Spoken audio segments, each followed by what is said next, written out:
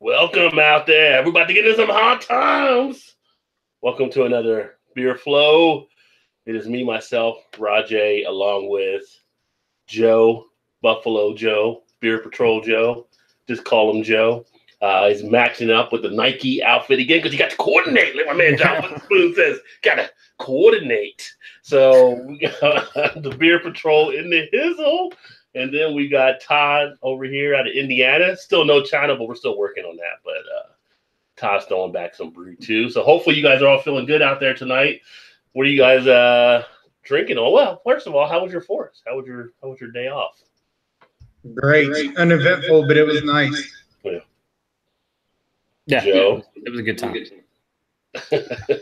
Meant a few words. So my fourth, it was hot. I'm gonna say it was just hot. I mean, I'm gonna give it like Charles Barkley. I mean, it was hot. You know what it was like? It was hot. Let me tell you how hot it was. You know what it was? It was really hot because of the heat, and then the fireworks, and then you worked the grill. You worked the grill in the heat, and so anyway, it was just a hot day. But actually, I didn't grill out. I actually stayed in with air conditioning. Picked up some food. Actually picked up some ribs and threw those in the oven instead because I was not going outside and trying to grill those things in the heat. Today it's 91, and they say it feels like 110. So yesterday was no better at all. Is that cool weather coming your way tomorrow, Rod? It's supposed to be like 82 or something here tomorrow. I hope so, because I'll put that on the top down on the convertible and I'll be riding down. Yeah. With the titties out. To quote one Charles Barkley, Sir Charles, I would say this terrible is very, very terrible. It's terrible. The weather's a bunch of knuckleheads. I'm going to start off with a Samuel Adams. I have my little Samuel Adams glass. Not using it, just kind of showing my Samuel Adams glass. Because I got a pint can. No, boy. Of the New England IPA. Still rolling deep on my diet. Lost 11 pounds in a month, so going well. Congrats. Thank you very much. I'm still adhering to myself, but I am drinking a double IPA from Magnify Brewing Company. They're out of New Jersey. They just showed up recently. I don't think they get big distribution, but this is their double dry hop momentary master with Citro Mosaic, and pretty fucking tasty. Can't complain. And what you got flowing there, Todd? I'm drinking Mo, Main Brewing Company. Oh boy. Is that Mo? That is Mo, baby. It's pale ale. Let's see. 6%. Doesn't give the IBUs though. 6% ABV. No idea what the IBUs are. Okay. Did they just start showing up, Maine Beer Company, or have they been there for a while? No, we just started getting them about a month ago. So it's probably about a month old by the time it hit our shelves anyway. Probably about 7 weeks ago, I guess, 6 weeks ago. Sweet. Yeah, so it might have been fairly fresh then. But that lunch was really good. They make some good beer, but it's a bit expensive because those are 500 milliliter bottles, and they're like $7-8. I don't know how much they were there, but in New York, like $7-8. Yeah, they're about the same here, I think. $6.99 maybe. So if you compare it to a 16-ounce can, you get an extra 0.9 ounces, and you pay like an extra $2 or $3. That's the thing about those beers. They need to start canning or something. That's where they get you on the bombers and stuff. Just because it's in a 22-ouncer, everybody thinks it's something great.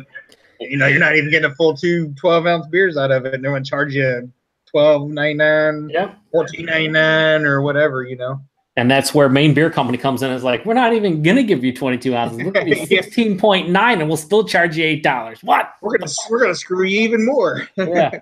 That's the Roger effect there. The more bounce to the ounce, baby. Oh, my Lord. Yeah. You don't know Roger, you all know Zap. Terrible. God. Sir Charles would be having a field day today. Yeah, terrible. So we are missing Eric, a Lions fan. He is actually at the Detroit Tigers baseball game tonight. So my condolences. Yeah. I don't know if it's worth the heat or watching the Tigers play. I don't know. Combination sweating of his both. balls off, too, I guess. Yeah. He's sweating his balls off, watches his team probably get destroyed. So yeah. Yeah. He's sweating the alcohol right out of him for what he's And they are losing 7-0 in the bottom of the fourth. So yes, he's not having a great time. I would assume. He might be back. He might be back in time to jump on here shortly. Yeah. Sorry, Eric. That's unfortunate, but also expected. I want to be yelling at the players, not Eric gets excited sometimes. You mean all the time? Not pretty much. All the time. He's always excited. But yeah, I think this is my last Sam Adams one. So after drinking as many as you have, what is your final opinion or feeling on that beer? Well, as I said, it's not a bad summer beer at all. I mean, if you're going to look at one of the larger type craft breweries, it's definitely got a nice quality to it. I thought they did an okay job. I know we talked about it before. Out of the three, I slightly have it ahead of New Belgium, and I have it ahead of Sierra Nevadas in their hazy little thing. But $8.99 a 4-pack, not bad. Yeah, because I've seen some. We'll name no names, but I've seen some beer tubers and other people talk about how that was a fail or a poor job by Sam Adams, and I don't agree with that. I definitely disagree. I think it's well made. I don't think it's anything that's going to blow your mind if you've had. I mean, if you've had any just good New England style, we've all had Old Nation, right? And Old Nation doesn't have as much hype as some of the big places, but they have hype in the Midwest, right? So that beer doesn't compare to M43. It doesn't compare to Boss Tweed, but it's also $8.99, like you said, a 4-pack, or $9.99 a 4-pack, and it's coming from a big brewery for $2 or $2.50 a can. Yeah, I think that one might be one of their better beers they've made in a while. Yeah, I agree. Yeah, I would definitely say that's pretty possible as well. And I mean, even here locally, as Todd knows, we have Listerman and we have Braxton Labs, who probably. Well, I say they definitely make a better, probably New England IPA on their stuff. And we also get Platform now, which I sent to you guys at Torrential. Now, the thing is, though, if I go to a main store like Kroger, they don't always have those on the shelf. So for easy access, it makes it easy to pick one of these up. So, yeah, if they're sitting next to each other, I'm grabbing one of the other ones most likely. So, yeah, you can't go wrong at the price point that it has. I mean, just to keep in your fridge if somebody comes over and maybe a big craft. You're a fan, you're not filling out so much if you give them one to try and they don't like it. You know what I mean? It's not as huge of a deal. Yeah, and you have to keep it in perspective too. I'm not a guy that when I review a beer, I kind of mention the price point or the the value of it, right? Right. But in this situation, we're paying half the price of normal. I don't remember what I paid for this, but I imagine this was in the $4.5 range. Is this twice as good as the New England IPA from Sam Adams? No, it's not. It's probably not worth $4.50 a can or whatever I paid for it. So, got to keep it in perspective. And when you buy a Sam Adams product or you buy a New Belgium, I don't think you're expecting your mind to be blown. At least I am not. I'm just expecting a quality product that I can enjoy. It's not going to be the best in its style. It's not going to be the best beer I've ever had, but I'm not going to be disappointed because I know the price I paid is probably worth the product in my glass. So, a lot of people don't keep it in perspective, unfortunately. Yeah. Yeah, I think that's the case with too. It's like Cocoa Beware. It's going to be colorful, and once in a while it's going to get you a win. So, Cocoa Beware, I enjoyed as a kid. I don't know if he should be in the freaking WWE Hall of Fame, which he is. I don't know how you can fit him in anything, really. You can't say that because Steve Jones can never get a win. That's Special delivery was fantastic. Oh man, he was somehow Cocoa Beware is in, but yet Owen Hart's not. So that's cool. Yeah. But one that I did see this week, and I was looking at it again because I know it's on sale, but the Pabst APA. So it's got the 4-pack of the tall boys, right? $7.99 on sale.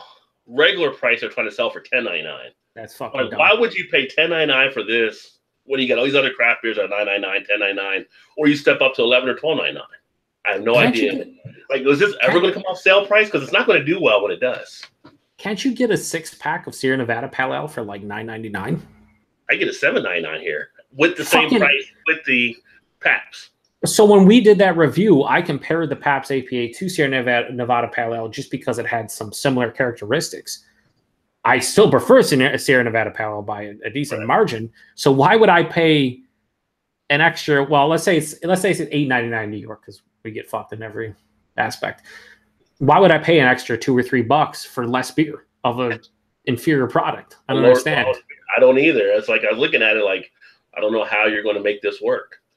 You're going to jack this up. Like I saw, I did a review on another one that was a local one called from Ironworks Brewing, and I forgot who it was that commented on the video. They talked about they tried the porter from that brewery. It was like the worst porter they ever had. And I'm like, yeah, it's like this. The one I had was a Belgian one, or Belgian style, but I got it at $5.99 at the time for a 6-pack, right? So it was introduced to the market, and it's actually done, I think, by Rivertown out of Cincinnati, kind of as a Kroger, Trader Joe's type brand situation. Now I go back and look at the prices. They're trying to charge $9.99 for a 6-pack. I'm like, it's junk. It's crap. Why would somebody's gonna come in here and taste it like, you know what? I'll never drink craft beer again. I can't. This tastes like shit. Yeah. If they never had craft beer before. Yep. But they're trying to make it that way because everybody else has their price, but everybody else has a quality product. So yeah, they can charge that, and people will pay that. And if I tell people, you might want to try stuff with one bottle if you can, just to make sure you like it. Well, speaking of one bottle, so I showed you guys the thing about the new Belgian hemp beer. Like, again, going back to Kroger, they're selling the 6-packs here for $9.49. And people are like, what? That has to be a mistake. Everywhere I've been, it's been $12.99 or up. Some people said $15. No, they're doing it that way. And now they started putting them into your own, make your own 6-pack, $9.99. I'm like, who does not know where this beer is supposed to be priced around here? I'm not going to find them because I'm buying them. I'm buying them. I'm not going to tell you how to do it. I'm just wondering who the person is that keeps screwing up. But dude, like that's guy in the back. So your Kroger sounds like my Wegmans, where the one year they put KBS in the mix of 6-pack. Going. That did not work. That did not work. No, very good. People were walking out with 6-packs of KBS for $9.99. They did that at a Target over in Louisville for KBS. And it was like people were just buying them and trying to sell them at $9 a bottle, and getting a 6-pack for $9. Like, you don't drink them all. I got $9.99 a 6-pack. You don't drink it all. I still got all this I can get back to later. Yep. Speaking of KBS, I went to a bottle shop a couple days ago, and it's one that I haven't been to in a while, and they still had 4 packs of KBS on the shelf. And I was surprised. I'm like, holy shit, it's like 3 months later, and it's still just sitting there. I'm like, oh, wow. I didn't buy any more because I already bought a 4-pack of it, and I still have a couple bottles left, so I'm like, I don't need any more, but like, that's insane that beer just is basically a shelf turd at this point in a lot of markets. Do we ever need the beer we actually have? No, we don't. There's just too much fucking beer, man, at all times. I'm not complaining. Don't get me wrong. I'm not complaining. I'm just saying this is hard to keep up, and just the problem I have is everything is now IPAs and basically pastry styles. And I talked offline to you guys about it. Like, when they're well made, it's fun, but it's like when you go to the store now, if you buy a mixed 6-pack, it's like everything. If you go buy a mixed 6-pack, it's like 2/3 of it's always IPAs you come home with. Yeah. I mean, yeah. I'm always trying something new, and most of the time it's IPAs that people are throwing out there. Yeah, I'm gonna need to start drinking some fucking other stuff on my channel. Instead of the aisle one day, can I get a rock beer around here? Yeah. What the hell? Can somebody just give me a regular fucking Kolsch? I don't want a double dry hopped. I don't want fruit in it. I just want a Kolsch. Yeah. Just make your own IPA 6-pack. So yeah, but you want to hit some of the comments and everything there since we've been going for a little bit. I can do that. Head coach. I gotta tell you, I got more of an appreciation for you for doing the comments. I was on Swami Show Saturday doing the comments, and I'm like, man, I love having jokes. I was always like trying to keep up with people. It was crazy. So big props. Thank you. Someone appreciates me reading comments. Thank you. You do it so good. Head coach, who I think is from Joe D's show, and he comments a lot, but he's also on the show occasionally on the Share a Beer every single Saturday night, I believe, at 7 p.m. Eastern now. So shout out to Joe D's show. He says, "What's up, Rod?" Cheers, head coach. Yeah, cheers.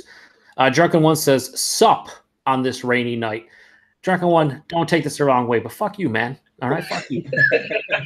Not rainy here. It's like 7 billion degrees, and I know you're used to it, but like the humidity's what's the humidity? You guys think about 700%? I'm not a fan of the humidity right now.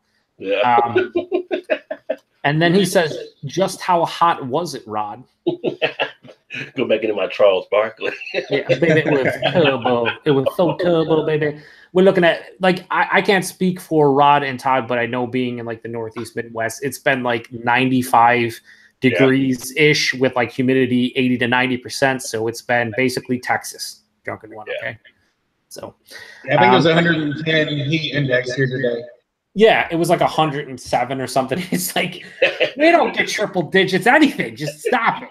Which to me is like just, bullshit. Just call it the heat index data. And, if it's 95 and it feels like 110, then just say, guess what? It feels like 110 out there and leave it alone. Yeah, and I will go on record. Exactly.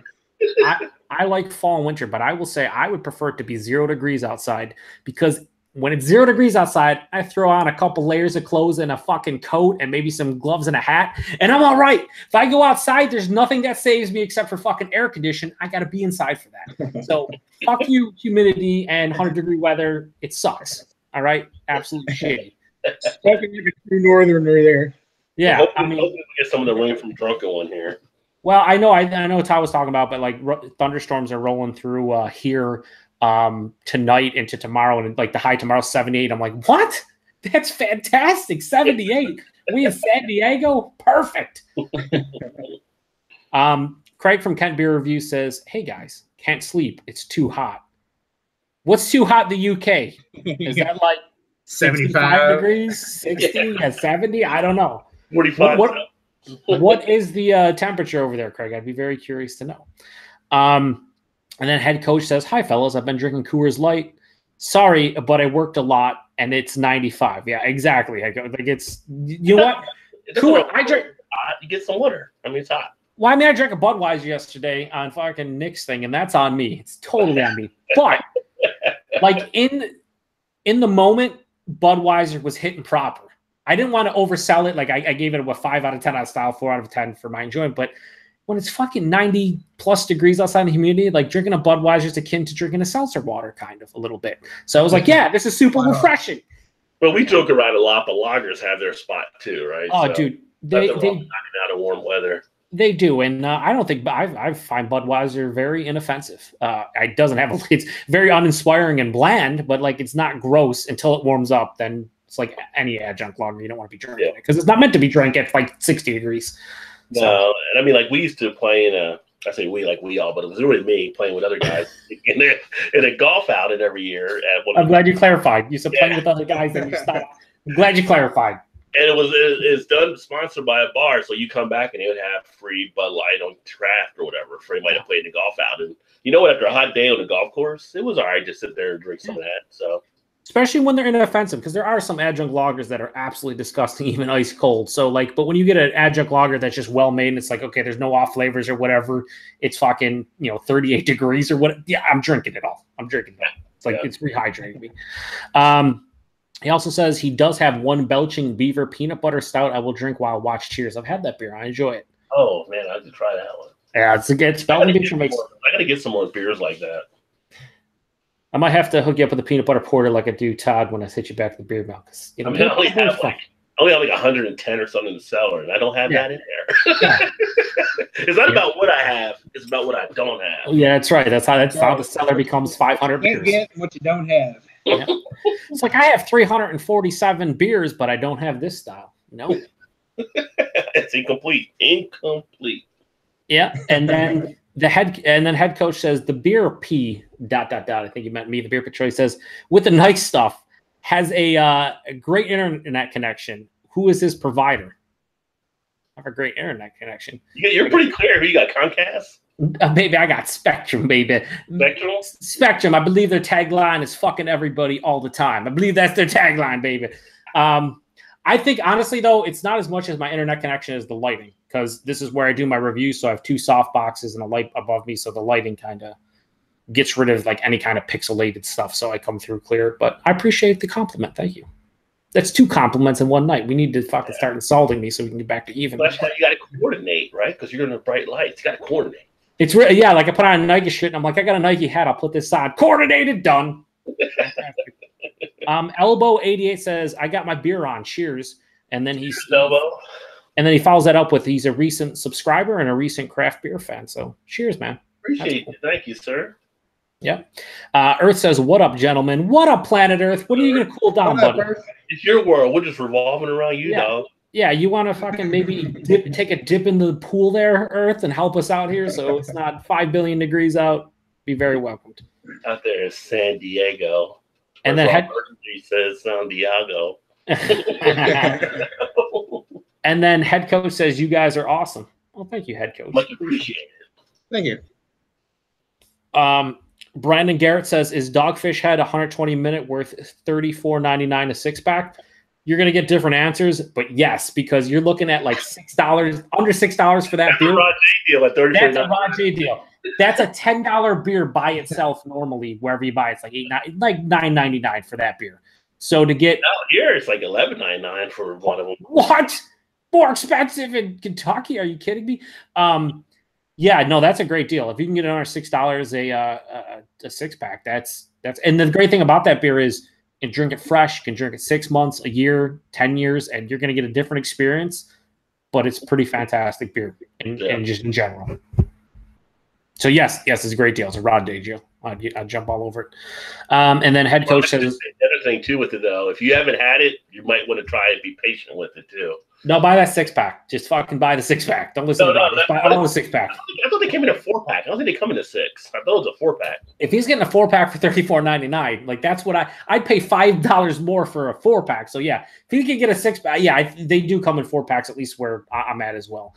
Yeah, some people like to let it sit for a while, and some I'll drink it fresh and I like it aged too, but some people just like it aged more than even fresh. I would drink one now, sit on one, then sit on one a little longer, and then sit on one a little longer, and just see how they progress. If I got 6 of them, I'd drink one fresh, drink one 6 months, then 1 year, 2 years, 3 years, 4 years, 5, and then that's it. Then you'd be 6 and be done. I've had it like 3 or 4 years old. I've had it fresh. It's a different experience, way different experience. 3 years old to 3 months old, way different experience, but it's a fun experience nonetheless. It's cool to see how that beer changes. Do you think you could chug a 120 if you had to? I wouldn't want to. Well, if you had to. If I had to. You're in a hurry now. You grab a 120 real quick. I probably could. I'm not a great chugger, but I could probably get it, 10, 20 seconds. I could probably get it down. I don't know if I keep it down. If I get it down. What about you, Todd? You think you could knock one out on a chug? I don't know. I'm kind of like Joe. I'm not a great chugger either, but I would give him my damnedest shot anyway. I've seen a couple guys on YouTube do that in BeerTube, and I think I could do it. It's one of those beers I wouldn't want to. I feel like I'm committing alcohol abuse at that point. Like I don't. That'd be awful. That'd be an awful heavy beer to chug. Yeah. Yeah, it'd be really heavy to chug. I think it'd be easier to chug, obviously, if it was aged, because fresh, I think, with it being so big in alcohol and then the hoppy fucking characteristics, you would just be like, your throat would probably be like, no, thank you. Like, this is not for me. I don't know. That'd be interesting. Let's not ever do it, though. Let's just hypothetically say that it might happen. No challenge in the future, then. What do you think, Rod? Yeah, how about you, Rod? I don't know. I mean, I don't usually chug beers as much anymore. I don't think I could probably get it down in over a period of time. And I could probably, like Joe said, 10, 20 seconds or so, if that, maybe. Okay, so I wouldn't want to either. It was just a question that popped in my head thinking about 120. So is this something you guys want to do in a future Beer Flow show? That's what I was going to say. Is that a challenge to the... No, not a 120. I would totally buy one and do it. Like I would if we wanted. If we all did it, I'm not doing it myself. Fuck that. I think it'd have an easier time chugging a KBS than a 120 because of that smoothness of it being a stout.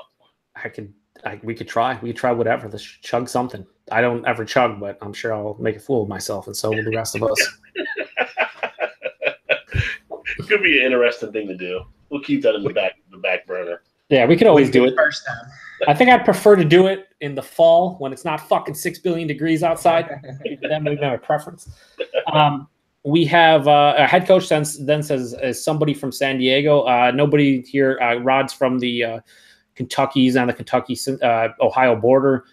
Kentucky and Cincinnati, Independence and Cincinnati. Todd's from Indiana, and I'm from Buffalo, New York. So none of us. Earth's in there. Earth's out San Diego. Yeah, Earth is from San Diego. And then I was thinking South Dakota for whatever reason. The head coach put that in there, like South Dakota. Well, I thought Earth was originally from South Dakota or Wyoming. Well, I want to say it was Wyoming. Earth, you can clarify in the comments because you're here. But I want to say it was either was either Wyoming or South Dakota. I think he ended up moving to Southern California. California. Craig says it's 20 degrees Celsius at 2 a.m., which is about 67, 68 degrees Fahrenheit. So if I had the world's smallest violin, I'd be playing it for you right now, Craig. But 68 degrees at 2 a.m. The shit was set 80 degrees last night at 2 a.m. No sympathy. Sorry, Craig. Sorry. Craig's probably getting a breeze, too. To be fair, though, nobody likes a bragger. No, that's true. But he's in the UK where like it's like 55 degrees and raining all the time, right? Isn't that how it goes? Yeah. Yeah. And then Brennan Garrett said, sorry, a 4-pack. So if you're talking 30, it's still a good deal. Yeah, $34.99 is still a good deal. You're paying under the $10, $12 price range that most people pay. So you're getting a deal. I know here, they don't really offer 4-packs. If you want to buy a 4-pack, you're just buying 4 individual bottles. It just becomes a 4-pack. They're not like, oh, we'll give you knock $4 off. No, you're just buying them individually at whatever price you're paying. Head coach shouts out Earth. Scott Daniels comes in and says the Earth is flat.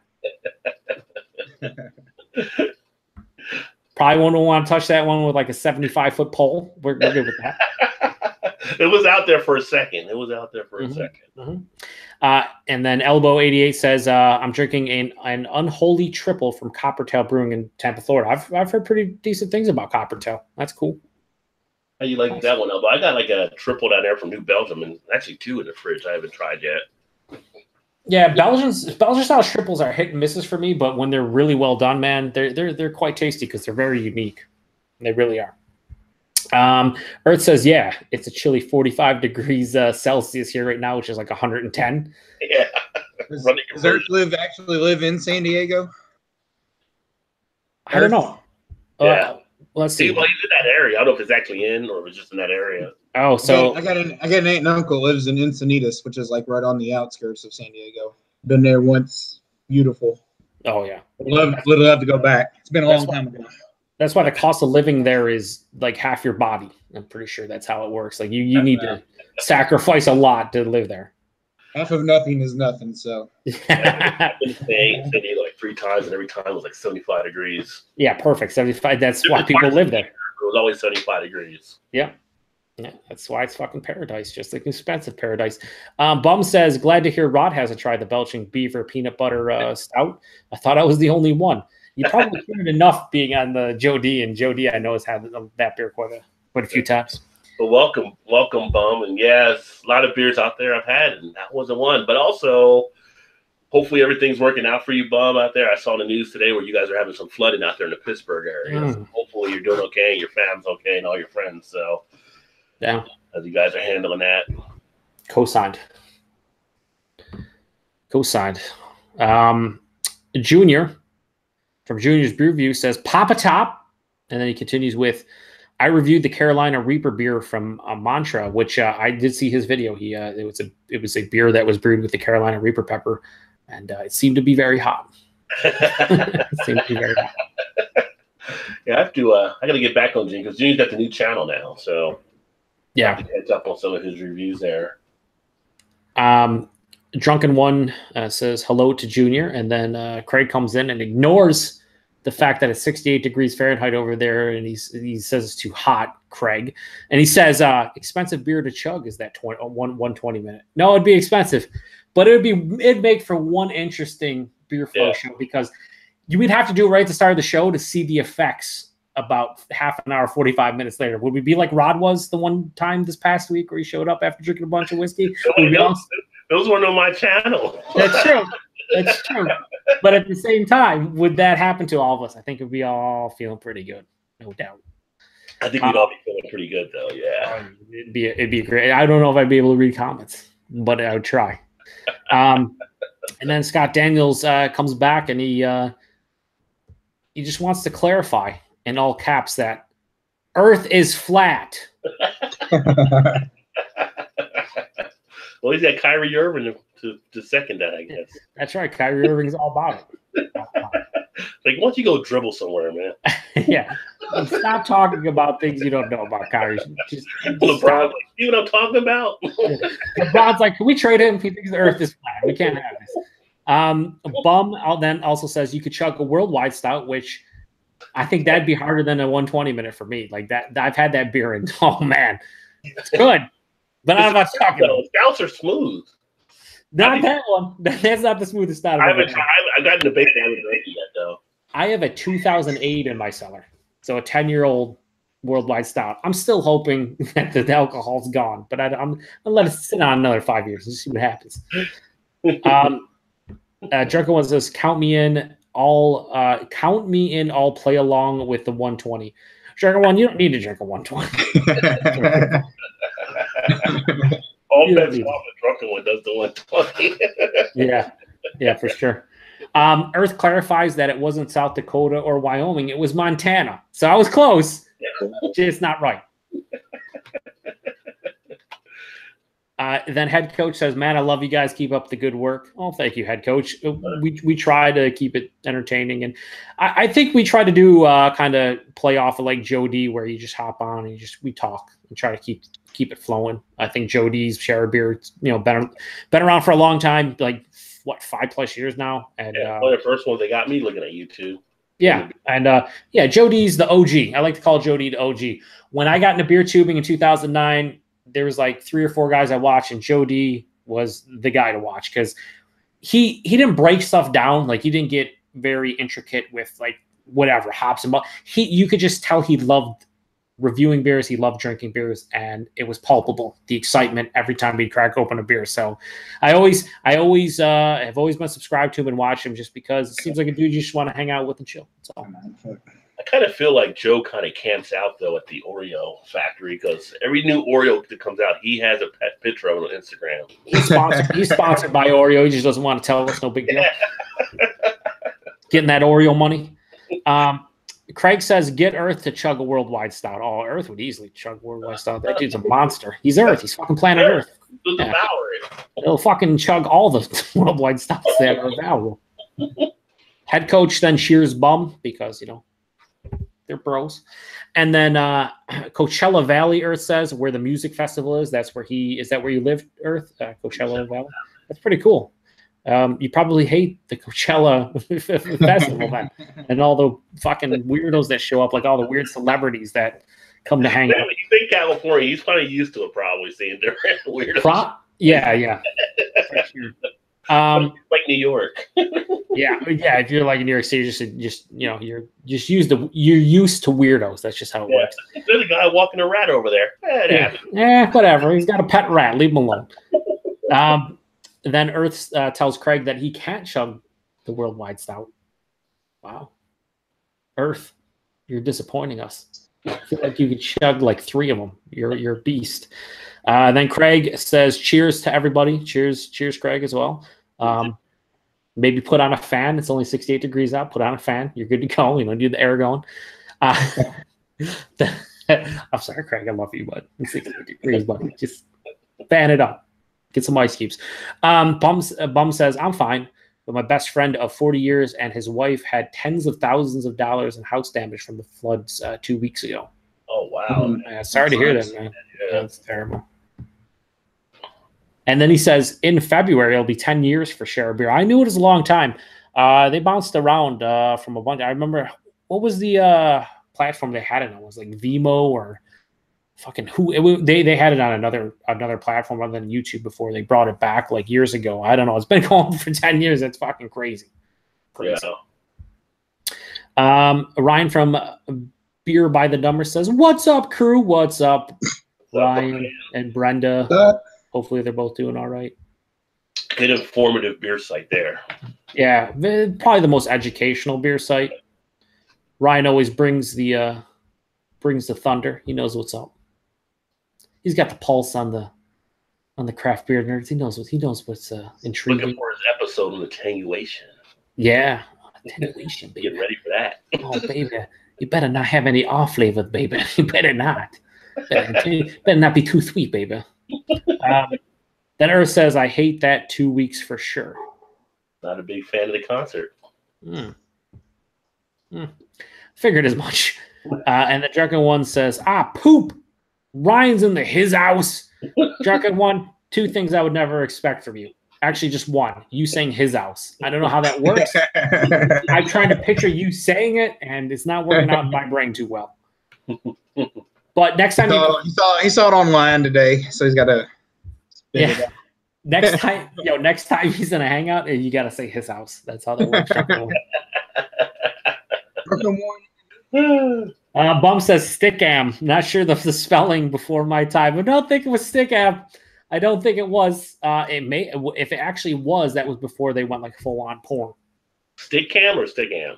Stickam. He said Stickam, but I think he meant Stickum, which is it's Stickam, and now it's like full. I think it's. I don't know. I haven't been there in a long time. But last time I knew it was like porn. So it was before. It was before the porn, or maybe not. Maybe Paul know. Yeah. Well, Paul, yeah. That's what might be the smartest thing anyone has ever said on this fucking chat. Paul does know. He does know all that. And then Craig comes back with, "It's so hot."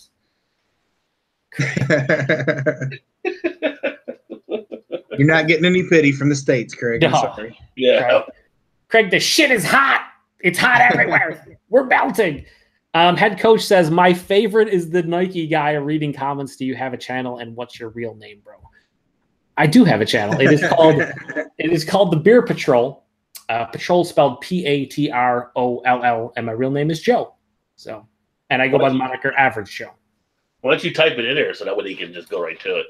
Oh my God. All right. I mean, you don't need subscribers or anything. I know. No, I do need subscribers. And then that way, Joe types it in there. You get the 3 dots to the side and go to the channel and check him out and subscribe. Yeah, don't. My content's absolutely horrific. Do not do anything of the sort. He's a little prima donna on his channel. I do. If you send me 4-month-old beers like certain individuals, I shit on them. No, I love beer tubing. It's fun. It's I wish I would have started my channel long ago. Bum says, "You mean to tell me there's porn on the internet? The rumors are true." Yeah. Yeah, Bum. I don't know. I mean, I know that you have focused the last 10 years on strictly the Share a Beer show, so I know you haven't major rounds on the internet, but yeah, the rumors are true. There's a few. There's like 3, I think, porn sites. So just probably go investigate those very, very shortly. Joe, go ahead and put those in the links. No, I can't. Trying to not get Rod's channel hit with any kind of strikes or deleted at any point. Only one person has ever done that. Yeah, and that was with curling, of all fucking things. Of all the things your channel can be hit with, copyright strikes for music or playing videos or whatever. No, it's Olympic curling, because let's put a monopoly on Olympic curling. Like, what is that all about? YouTube's like, no, sorry. There's a lot of things we'll allow, but Olympic curling. Got to draw the line somewhere. Can't do it. Someone just didn't like red beer. He's on this channel now. We'll block that. They just follow Redbeard along. They're like, watch out. This guy has a tendency to post the most thrilling Olympic sports like curling. Where they just scream out, "Sweep, sweep!" Like, settle down. That's not, YouTube's on the ball. Nice. And then the last couple of comments we have, Drunken One says, "Yeah, Joe." He's excited. He's in his house, so to speak. And then Craig says, "Joe's of duty." Like, Craig, go back to sleep, Craig. Craig, go back to sleep. He's very sleepy right now. And then head coach says, "Matt, I love this show." Thanks. We appreciate it. I mean, we love it too. It's a lot of fun. And we try to read the comments as much as possible, because interaction is a big thing on Rod's channel, which it should be. It's one of the main reasons why I think we all enjoy doing this. And we're just talking because there's some shows out there that don't ever like read comments and stuff. And it's like, what are you doing? Like, it's all the time they read them, the point's been missed on what you were talking about. Yeah, we try to get to them every like 10 minutes or so, just because, there's a lot where someone will say something, you're like, wait, were they referencing something from 30 minutes ago? I don't know what we were talking about, because half the time we're drinking, and that's never a good thing. Well, I mean, in terms of like reading comments, it's, you get lost. But yeah. So from the I don't really care, play the small violin section of the world, Craig, there was a piece that came out saying, what's killing big American beer? Because big American beer sales are down. I don't know, people's palates, and they want to taste better beer. They're not buying American beer now. They're not buying the big dogs. But there was like sales down from Bud, Coors, all across the board, like some of the big three essentially. But I don't know. I don't know if it's people are just, well, one, you have people that are not drinking as much of the beers that they were according to some of the numbers, like in the millennial group. But then you have other people that are going to the craft beer type split, not drinking that. And I don't know, maybe people are just not as enamored with the big American beer anymore. I don't know what your guys' thoughts are on it. I think when you put options in front of people, things change. And the option of craft beer, but even just beer that intrigues people over the last 5, 10, 15 years plays a role. I mean, I know a lot of family members and friends that, they were staunch, Labatt Blue drinkers or, whatever, Bud Light drinkers or whatever.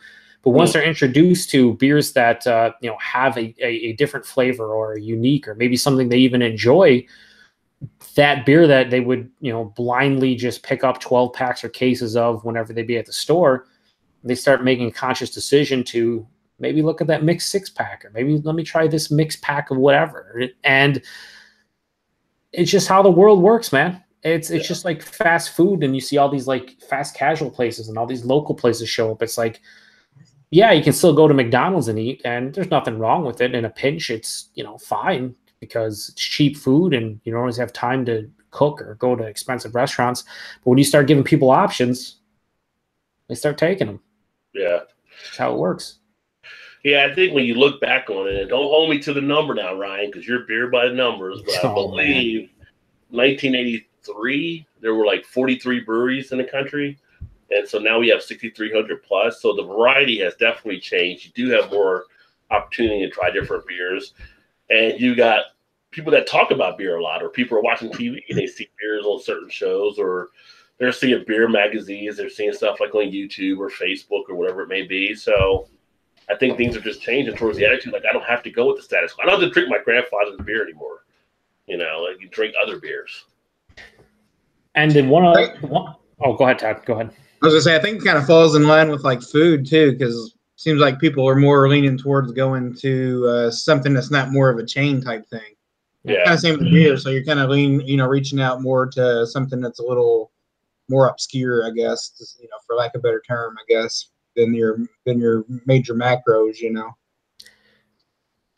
And I would also point out that the allure of drinking and eating local has become huge in the last 5 years. Like how many local breweries and eateries have shown up, whether they support the local community, whether their money goes back in the local community, or whether, like a brewery, their spent grain goes to a local farm and whatnot. It's like people would rather support that, even if they have to pay an extra buck or two, than support the big mass produced stuff. So a lot of things have changed in the past 5 to 10 years, especially when it comes to beer. If you want something cheap and readily available everywhere, sure, the macro stuff is still going to be there and people are still going to buy it. But it's getting closer. It's getting closer where, there's more microbreweries and more craft breweries, and it's just a matter of time where they take bigger chunks out of the marketplace. I don't know if they'll ever surpass them. I don't know if they'll ever get to that point, because they, I think at that point, the bigger places like the AB InBevs and whatnot will just continue to buy a lot of these smaller breweries and hype breweries because money's money and we all need it. But it's not how it was, and it's for the better, in my opinion. It's all my fellow millennials that's kicking in there.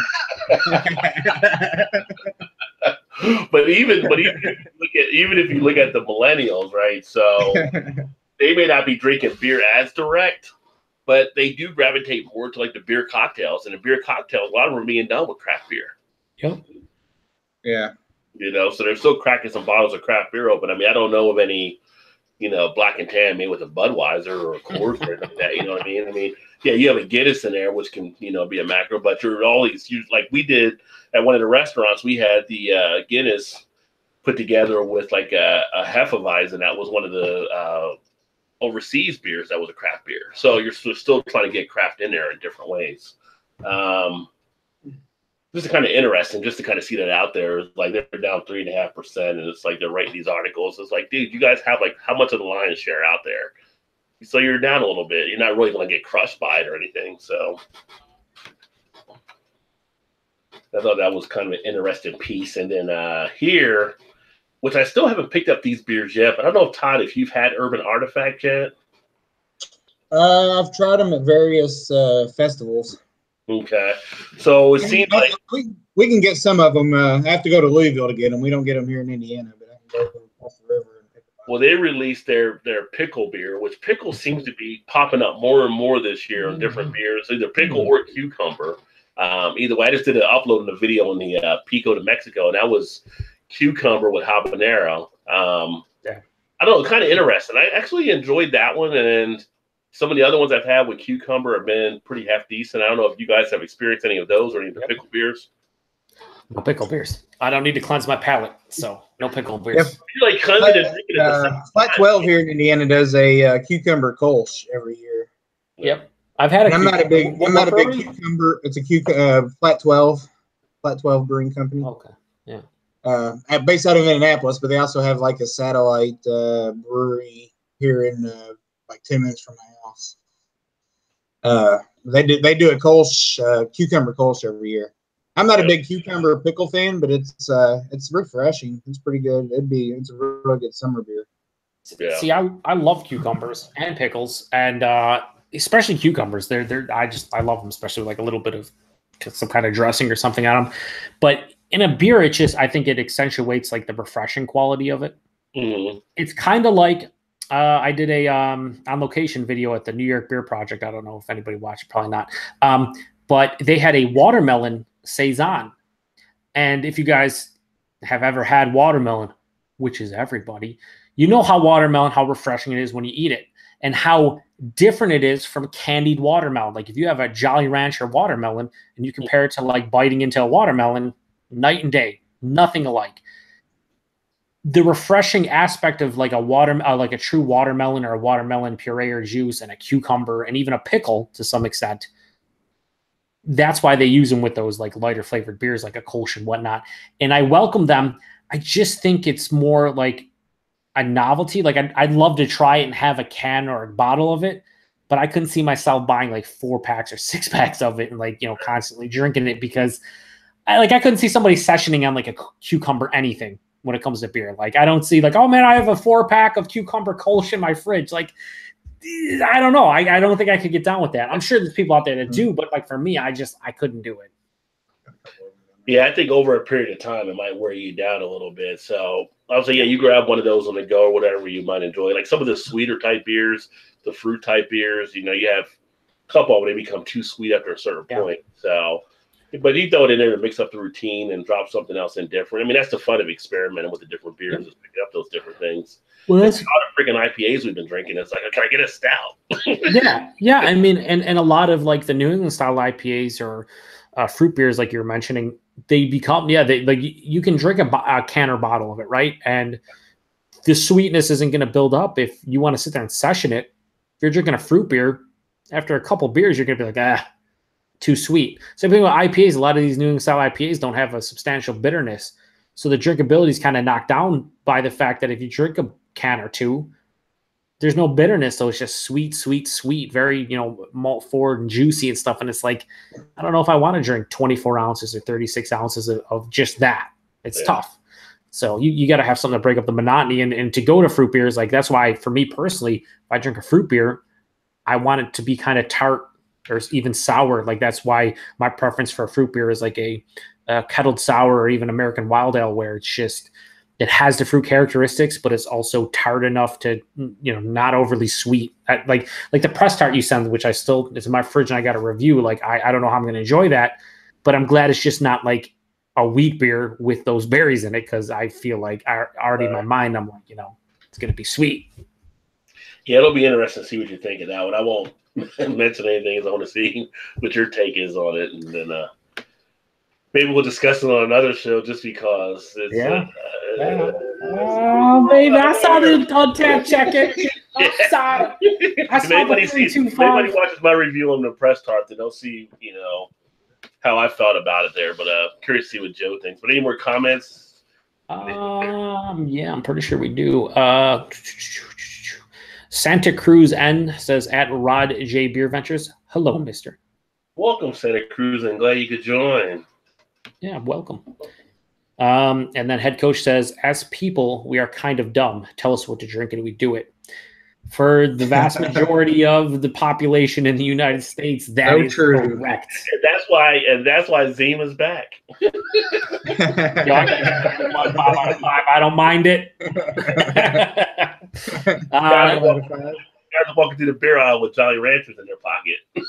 Right.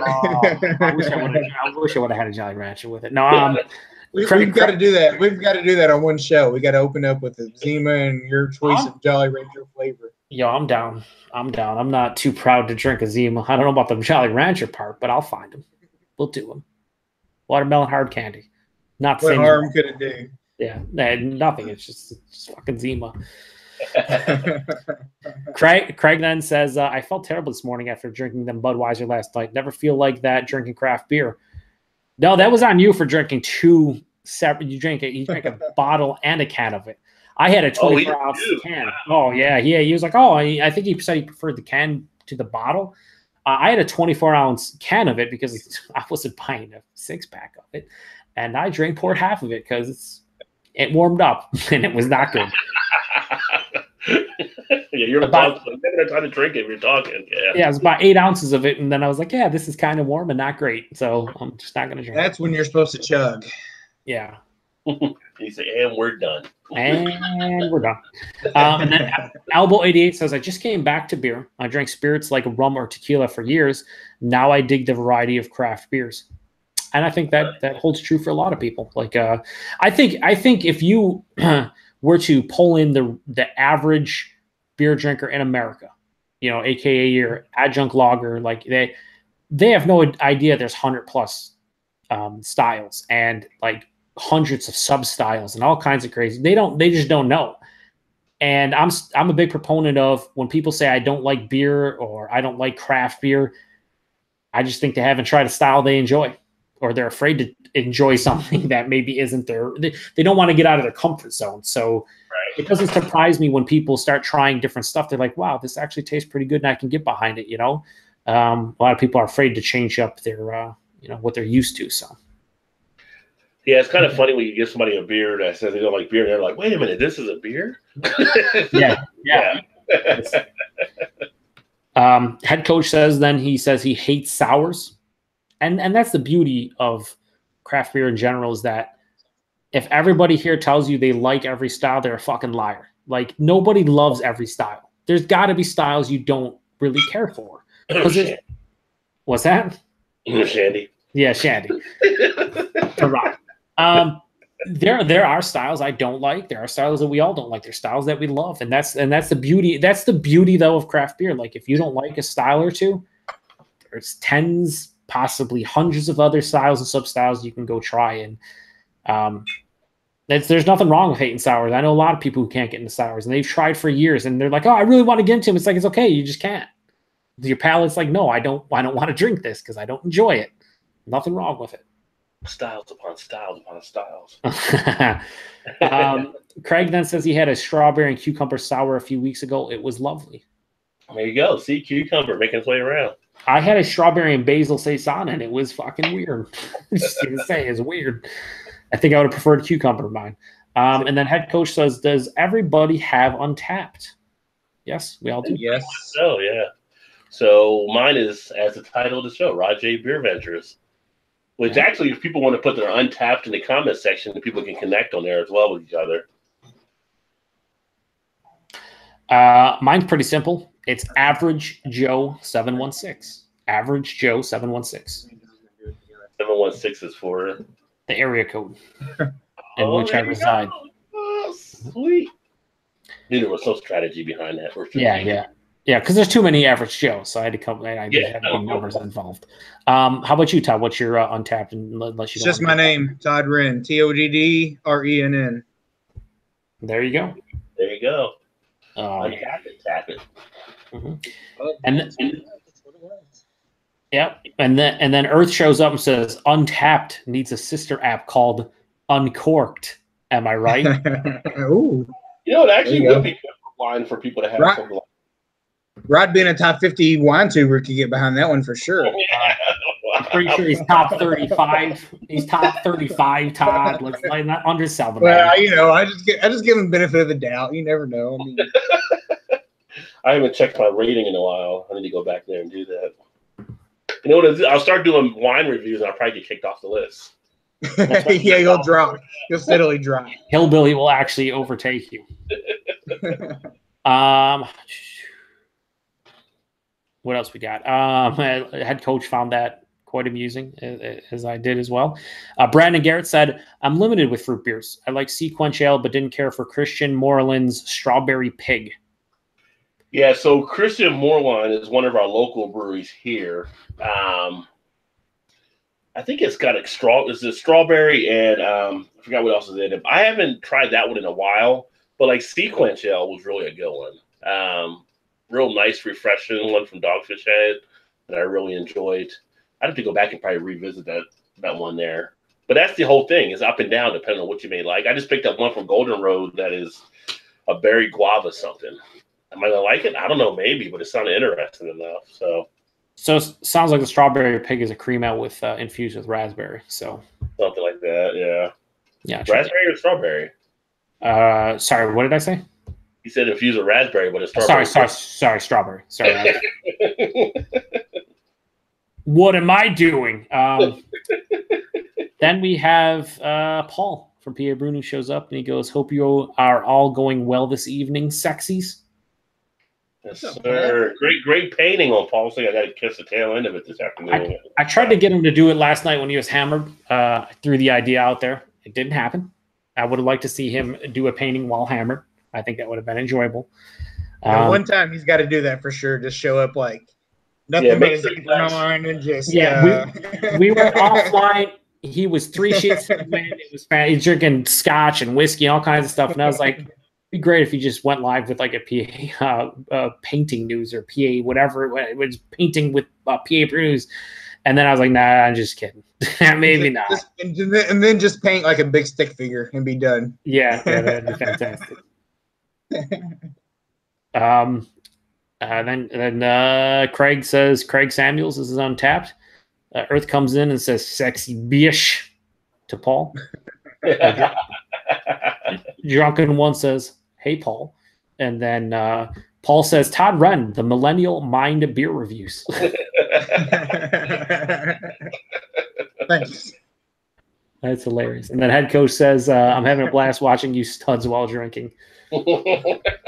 So it's all about entertainment value, right? So, oh yeah,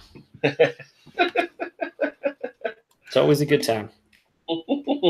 But Paul, makes PA Brew News. Paul does beer reviews, but he also does painting with Paul. He does some great work on there. I mean, guys should definitely check it out, especially if you're into painting. It was actually pretty relaxing watching at lunch today.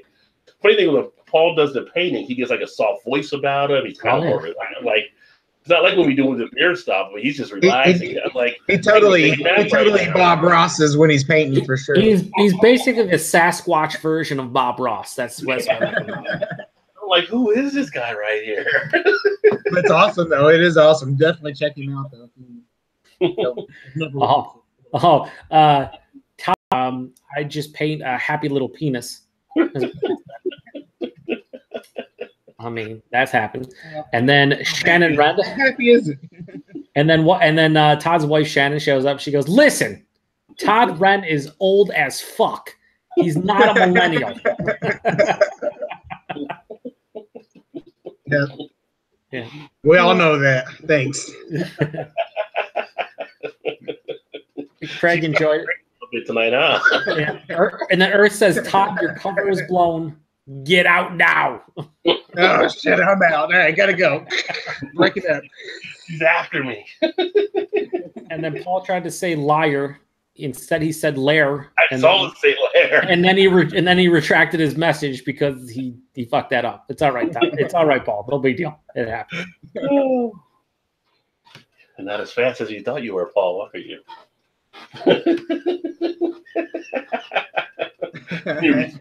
he responds to Shannon. Yeah, he says, "Don't ruin my dream, Shannon." Oh man. Oh. There we go. Let's go off the deep end. You better end your channel. You better end the live feed now, Rod. He said you better end your channel. Get rid of it. Delete the channel. Well, Elbow's glad that Joe was a Nike guy. No Under Armour here. Yeah, he did say no Under Armour. Fuck Under Armour, all right? Fuck him. Looking at the so going back to a little bit of the beer news here, 6 foreign craft beers are about to make their U.S. debut. How are they getting here? A lot of these things get here. They were purchased. AB and Bev. So AB and Bev has now put some money into these. I don't know if they bought them in total or what, like if it's just a percentage of them. But under the AB and Bev umbrella, we'll have England's Camden Town Brewery, Brazil's Cervejaria Colorado. I don't know if I said that right, but I'm going with it. Mexico's Artenis de Malte y Cebada, South Africa's Newland Spring Brewing, Canada's Archibald Microbrewery, and Belgium's Bellevue Brouwerij. So all of these will apparently be made exclusive on draft, except for the Canadians, which will be packaged as well. And this will be all under AB and Bev coming to America. Coming to America. Hi, you know. See, when you said coming to America, I thought less about the James Brown song and more about the Eddie Murphy movie. Octofest 2018 2-day beer music festival on New York City's Governor's Island will actually highlight some of those beers. So I don't know if you know where that's at, Joe, but where did you say? New York City's Governor's Island. No. Yeah. I'm like 7 hours away from that. I have no idea what's happening. I'm on the other side of New York, the most western part of it. They said, isn't the first time AB and Bev has brought its 4 craft brands to the U.S. Australia's Four Pines, Spain's Cervezas La Virgen, and Mexico's Buganegra are all currently available to some extent in the States by AB and Bev. So apparently they're taking their buying overseas now and buying some other craft breweries. But that's the double edge of the sword, right? So if they didn't buy them, you wouldn't be able to try them. So we'll see if they mess with them or not, I guess. That is true. Not that we would actually know because we never got them before. That is also true. I also wonder what the price point on them, a lot of them are, because, you know, they are coming from, you know, overseas, and they're technically being imported in a lot of respects. Yeah. Be the freshest of the fresh on the IPA on the IPA front there. We got the tariffs now too, so yeah, they kick it up a little bit. Yay. And do you any comments while I scroll through to see here if there's anything else? Let's see. We got Craig. Actually, before you hit that, so we got Craig on it before Craig falls asleep. So it'll be interesting to hear if he has any take on this whole thing of talking about a possible shortage in the UK in the supply of beer due to carbon dioxide. Craig doesn't sleep. He really doesn't. Not when it's 68 degrees outside, he doesn't. Maybe that's why he can't sleep, because he knows beer is running short over in the UK. Yeah, because of the CO2. But you get comments now. Okay, it's pretty much just saying stuff about things. It says, I'm at work, tried as hell, all hell. He meant tired, but that's, you know, when he's tired, that's, you misspell stuff. He says he's tired as all hell. And then he says, just screw it. And then he also says, I'm so sad I won't be having any of those amazing sounding brews. Oh, wait, no, I'm not. And then he quotes someone from the movie Coming to America. My son works, you piece of rhinoceros pizzle. So, yeah. It is a classic movie. Oh, it's so fantastic. Yes, in the face. What are you doing, man? It's halftime. Craig Mennel. What's that? Put your hands together. Yeah. Randy Watson. Randy Watson. That boy good. That boy good. That boy good. Sexual chocolate. Yeah. Man, watch that again this weekend. Some Soul Glow. Oh man, so good. Greg then also says, Craig says, Camden Pale Ale is nice. Nice. Well, that'd be something to check out then when it comes over. And then he also says the CO2 shortage. It's all hot air. Oh, no. It is all hot air because it's fucking terrible outside. A bunch of knuckleheads with the weather, baby. I don't know how I just transitioned from Charles Barkley into Dusty Rhodes into what you call it? Greg's beer reviews. But that happened. That happened. Baby, smoke Gouda, baby, a little bit more Gagandola. And then Paul says, I'll have that with you, Kent. Piss up 2019. Because his plan is to go see Craig next fall. Craig's holding his beer for him. Yeah. Nice. Equal Opportunity Guns shows up and says, good evening, fellers. I'm late, but glad I caught part of it. Just opened a Weyerbacher, finally legal bourbon barrel-aged stout, which I've never had, but I've heard really good things about it. How are you enjoying it? And welcome into Equal Opportunity. Spoiler, because I have another unboxing video from my Rare Beer Club that came in. Didn't go out to get it, but it's 3 months, so they sent me things. But I got a Weyerbacher and I got Tiny. So I don't know if Equal Opportunity has Tiny, but that was the beer I got for this month. I think Paul really enjoyed Tiny. Paul, you can say things that are things if you want in the comments section. I'll read them. I think Paul enjoyed a guy named Tiny who wasn't Tiny. Sure, he That's how Paul rolled, baby. Yeah. What else we have here? Paul then says, ouch, Craig. Ouch. You must be crazy. Mm-hmm. And then he also says, shining through your cheap jokes, Craig, Soul Glow. And then Paul says, great brew, Equal Opportunity Gun. So he did enjoy. I remember Paul liking the Weyerbacher. Yeah. Which I've had a couple of their beers before, but I know they make good beer. I never had the Tiny before, and I haven't had the one that Equals had either. Paul says Tiny is tasty. He's talking about the beer. Let's be clear. And then he says, but just make sure. But the finally legal stout is way better. All right. And then he said, easy there, little Rod. Not sure Rod's little. Yeah. Oh, let's see here. Segue. Big time segue. Apparently, there's some new marijuana drinks out there. Oh my lord! Not this kind of segue, Rod. Well, Lagunitas is going to be releasing only in California, so we'll have to send Earth in to try the new marijuana beers out there. Earth is our guinea pig. Oh, sparkling water. I still got to try the sparkling water drinks. Have you said you guys have tried them, right? Is it like something claw? I've had those. I've had a couple of those. Yeah, that's the one I've got here that I've seen. Yeah, they're if you've ever had, I just like Woody Woodpecker. No, or Family Guy, right? Family Guy to Woody Woodpecker. Yeah. I mean, if you've ever had seltzer water, which I'm sure most people had, where it's just like a fruit flavored carbonated water with no sweetness. That's basically what they are, but they're like 6% alcohol, and you have no idea. Like, you have no idea. I had it at a barbecue, and my cousin's girlfriend was like, "Here, have one of these, and they're really good." And I was like, "Oh, this is really good." And a couple of the kids that were at the barbecue as well came over. Like, "Oh, could we have one?" I'm like, "Yeah, these are fantastic." She's like, "What do you mean?" I'm like, aren't these just seltzer water? She's like, "No, look at the can." And I'm looking at it like, oh shit, it says 6%. No, kids, you cannot have any of these at all. Like, you're not allowed to have these. They have alcohol in them. But that's how ridiculous it was. There was no taste of alcohol. Now, personally, I wouldn't drink them, but like, you know, in general, like I tried a couple of them at that barbecue, but I wouldn't like seek them out or anything. But if you like seltzer water and you're looking for something that doesn't have a ton of calories and doesn't taste like alcohol, yeah, I mean. Are you going to try to review them, Rod? You better not try to review them.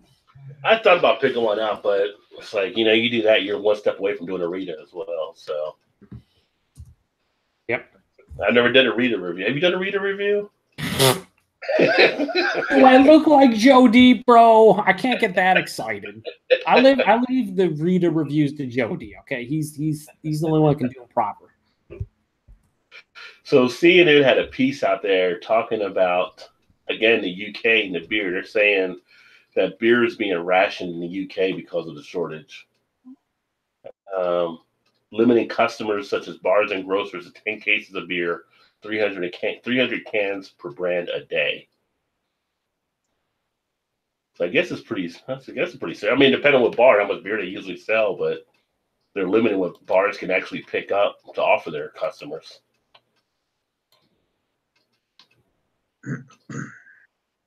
No feedback on that. Nothing on the crickets. I feel as though if you're rationing beer, if you ever need to sign that the world is really screwing up, is when you get to rationing beer. That's when you know citizens up right now. I got enough beer in the basement. I don't have to worry about running. Yeah, isn't that what we're all doing? We're rationing beer for like the last couple of years. Our fucking beer sellers are like, we're rationing beer, but we're not doing it on purpose. We're just too much of it. So here's a question for you guys and everybody out there. So you go out to eat at a restaurant and you look at the beers they have, and you're just like, I'm not gonna order anything. I don't like any of their beer choices. Or do you kind of just settle and choose something that might be there? Yeah, if there's nothing I want, I won't order a beer. Like we went to dinner the other night at a place called Abuelo's, which is a Mexican restaurant or Spanish restaurant here, part of a chain or whatever. But all their beers, they used to have one tap for craft beer, which was Braxton. But now it's like all just like your domestic, like your Mexican import type stuff. And it's just like, I'm not going to have a beer. My wife was like, you're not going to have a beer? That's not here. I actually want. I refuse to pay for the beers they have offered here. And I don't really feel like drinking a cocktail. Like, so I'm just not going to, I'll just drink water. Yeah. Sometimes I have those moods where I won't order a beer at a restaurant. Yeah. It depends too. Like, I know there's a lot of people out there, like when they have pizza, they want to have a beer. For me, pizza is always associated with soda or pop. Like there's nothing better than having like a couple slices of pizza and like a Coke or something. When it comes to that situation though, yeah, I won't order the beer. I'm not going to subject myself to something I don't want to drink because I'm like, oh, I should have an alcoholic beverage. I'll drink either water or I'll get like an iced tea or a soda pop or whatever. I'm not going to waste my time on something that I'm not going to enjoy, you know. Makes sense anyway to me. You just have to choose better restaurants. That's all. Well, see, you start with the beer list, then you go to the food. It's like, all right, we can handle it. Well, that's the funny thing because Abuelo sits next to the pub. And so where I was sitting, I was facing out the window and I'm just looking right at the pub and I'm just like, what kind of beer they got on tap right now? Right? Yeah, exactly. And I everything else is secondary. It doesn't matter. But she wanted to go to Abuelo's. We went to Abuelo's, and it was like, nothing really I want to drink here. No, but in that case, if you want a beer, you just pick what's the best available. Yeah. Either you want a beer or you don't. So I mean, I don't think it. Like if they would have had like a good beer that I would consider like a craft beer, I probably would have ordered a beer. But it was just like I'm not going to order anything because I just don't want to settle for a regular base beer. Yeah. And I don't know. I was just curious if other people kind of get that thing. Like, you know what? I'll just pass on a beer if they don't have anything worth it. I mean, yeah. I mean, it's just like anything. Go buy whatever the best thing is, regardless. Yeah, that is interesting because it's like the way I look at it is if I don't want to eat or drink something, then I just don't eat or drink something. You know, I'm never in this. I don't feel like I'm ever put in a situation where like I have to have this certain, like I don't need a beer with this type of food like at all times. If it works with the beer and I enjoy it, yes. Otherwise, fuck it. But then at that time, I also felt like I morphed into Wayne Brady off the Dave Chappelle show. Like, is Wayne Brady going to have to choke is Rod J becoming a beer snob? I mean, I'm not a beer snob. Sometimes I enjoy good beer, but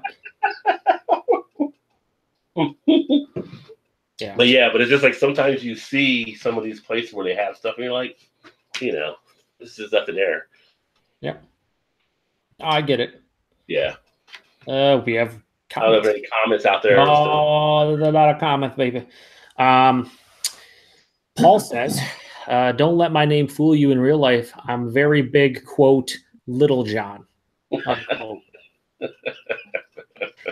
Equal Opportunity Gun says, I haven't had the tiny, but may have to pick one up to enjoy with your review, Rod. The Final Eagle is good. It's a great, smooth, full mouthfeel with cocoa and bourbon. Nice. Nice. Baby, it sounds so delicate, baby, and tasty. Oh. Paul says, damn right. So he agrees. I'm like, Paul's at work, and I wonder if people are like, are you going to work tonight, or are you just going to chat on your phone the whole time? Paul's like, leave me alone. We know the answer to that, Rod. Then Paul says Sunday morning stout is on par with finally as well equal. So he thinks Sunday morning stout is as good as the finally legal. He says Tito has absolutely no alcohol taste or burn either. That's true. He also says, just say no, Rod. Just say no. And then Equal Opportunity says, I've liked a lot of Weyerbacher's over the years, Paul. Well, he says PA Brews, but Paul. Yeah, I think they make a lot of good beers, honestly. Yeah. More of their range of imperial stouts and even some of their Belgian style stuff. A lot of their hop forward stuff is a bit hit and miss. Some of it's good, some of it not so much. But Weyerbacher is much like, I feel like they're the Lagunitas of the Northeast in terms of pricing. Like when Sunday Morning Stout came out, and a lot of people were comparing that to KBS, and KBS was $20 to $25 a 4-pack. They're like, "Yo, it's $13.99 a 4-pack." It's like, what? Like, what do you mean $14 a 4-pack? Shouldn't it be like 25? But yeah, they do good stuff. And then Bum says Joe D admits to being a Rita sexual. Hashtag Rita sexual. A Rita sexual. Yeah. Drunken One says, my newly finished jerky is so hot, it gave me the hiccups. I would like to experience this hot jerky. Drunken One make some hot jerky, I'm sure. Yeah, the beef jerky. Drunken One, send me some jerky. Yep. Paul says you did Bud Light, so you already did alcoholic water. I don't know if he's talking to me, but I certainly did not review Bud Light. I did not review it. I mean, I drink. I'll be honest with you. I probably drank Bud Light 3 or 4 times over the last year, which isn't a lot. But like for me, like I'll go over a buddy's house for like in the fall or whatever. It's Bud Light. I mean, it's fucking alcoholic water. I don't understand. It's not terrible. It's just I'm not going to be rude. Paul then says, "Yummy, Drunken One," talking about the hot beef jerky. Bum then says, "Joe D came out of the Rita closet several years ago.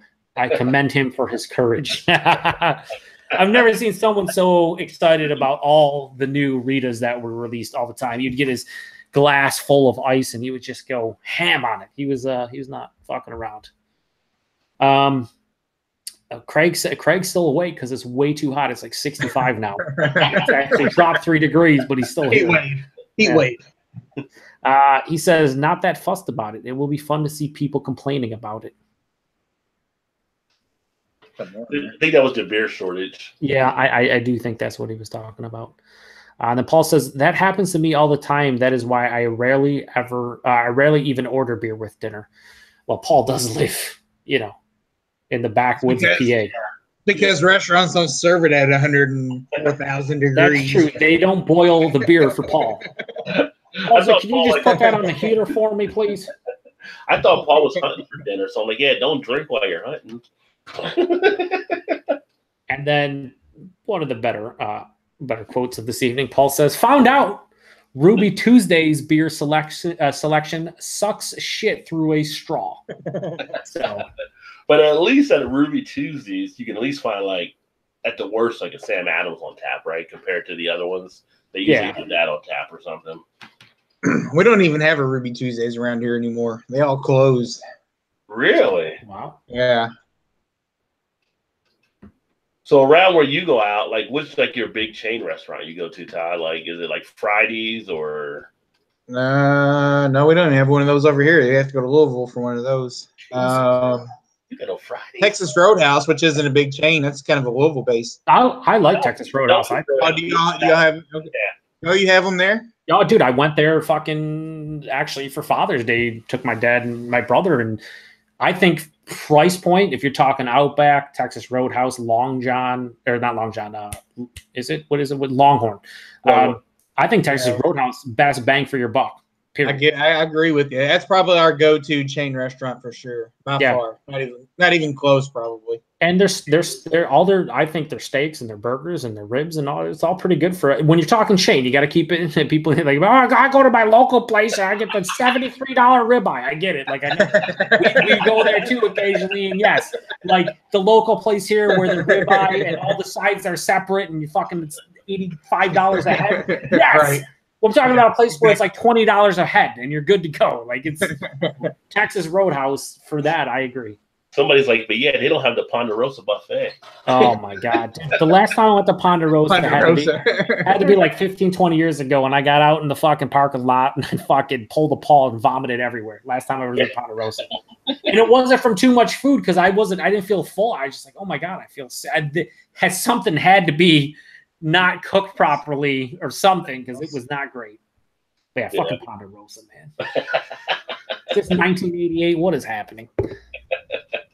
I think Roadhouse usually has some decent enough beers. I mean, they'll have like 1 or 2 or 3 crafts maybe. Like, but I don't really see them at like I think Outback's overpriced for what you actually get there. Fuck Outback for. I mean, I'm not saying they have bad food, but if you compare it to Texas Roadhouse, like they are more expensive, and I don't think the quality is any better. Personally speaking, of course. Yeah.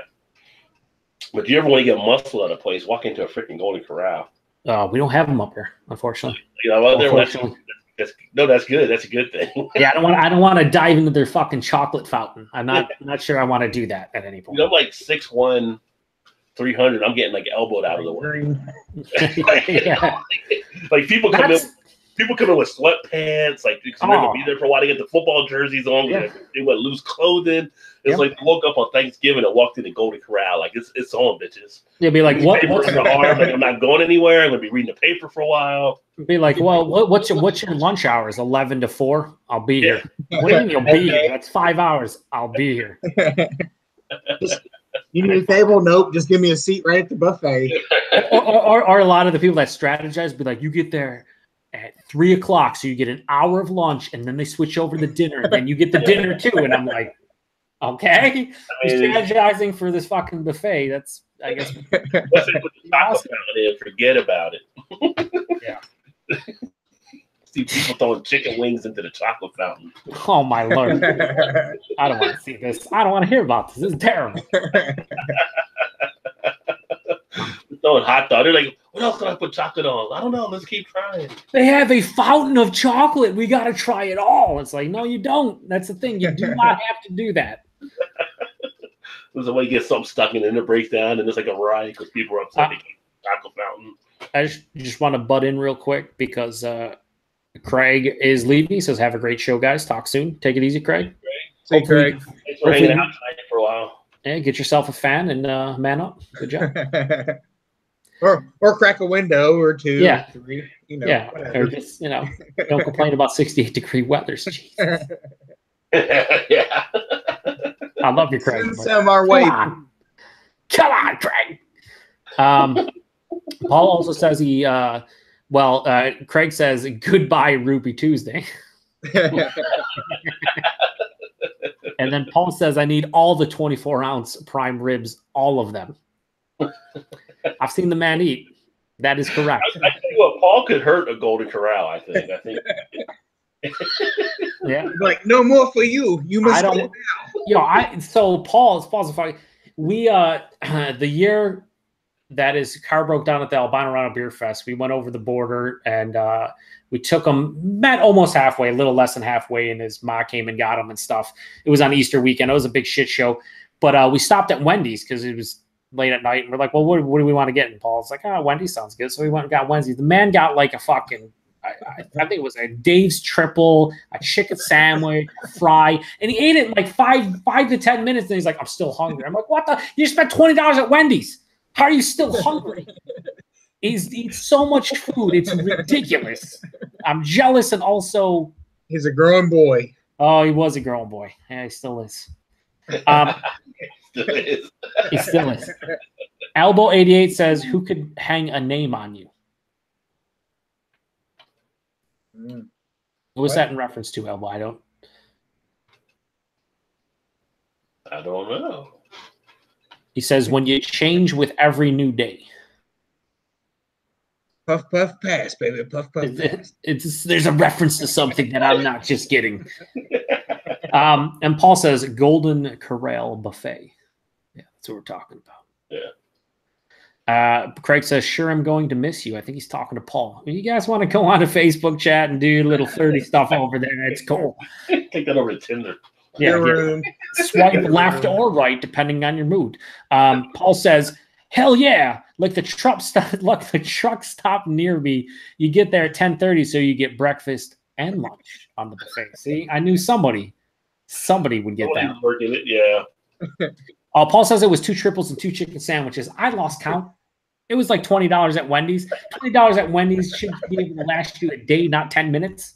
2 triples and 2 chicken sandwiches. Dude, I got his heart's hanging on. I got like whatever their new sandwich was and like a fry and a drink, and I'm eating mine, and Paul's back there. I'm like, what the fuck is this? What? And then he's like, oh, I'm still hungry. I'm like, you're fucking it's like made by, I think it was KFC, where the chicken was the bun. It's like made for Paul. Oh yeah, the fucking double down, wasn't that what it's called? Yeah. The double down. Oh, I never tried it. And it sounds like something that I don't want to try, but Paul would eat like 7, maybe 8 of them. Yeah. Close the store. Here he comes. Yeah. We got to shut down lunch and dinner. Ridiculous. But that's all we got for comments. We are caught up. All right. Excellent. I don't see as much more of the beer news out there. Few lists, which you know how the lists go. Motherfuckers. Yeah, I know how the list goes. Top beers on stuff. Paul now he says now he's hungry. Yeah, me too. I got nothing else on there, I don't think. So right now I'm actually drinking the Antwerpen. I grabbed one of those earlier, which is probably my second favorite stout from Guinness, behind the Foreign Extra. Yeah, the Foreign, you can't fuck with the Foreign Extra stout. That shit's it's like I drink the draft now. If I would ever drink the Foreign Extra, the other ones would have a little bit better. But now I think the draft or the other version is like, what are you doing here? What are you It's like, why did you make this one? If you got the Foreign Extra, you should have just stopped and put that out around the world. But they did mention like Guinness in Maryland, which will open up here. I think it's open in October. They're looking to tap more into craft beer. So they want to make more craft beers out of it. And that's the whole thing behind the whole American expansion, is that they want to make beers more towards the American market, away from the stouts, to try to get more American drinkers. That's why you had the Guinness Blonde that came out, and some of the other ones they've been messing around with, the Nitro Pale Ale they had done, and some other ones. So it'll be interesting to see what they actually work out of that brewery as they get open there in Baltimore. Apparently they're pretty close, like not Dogfish Head, but Heavy Seas and a few of the other ones around that area. So, wow, I'd be curious to see what we get. Well, what all of us gets anyway.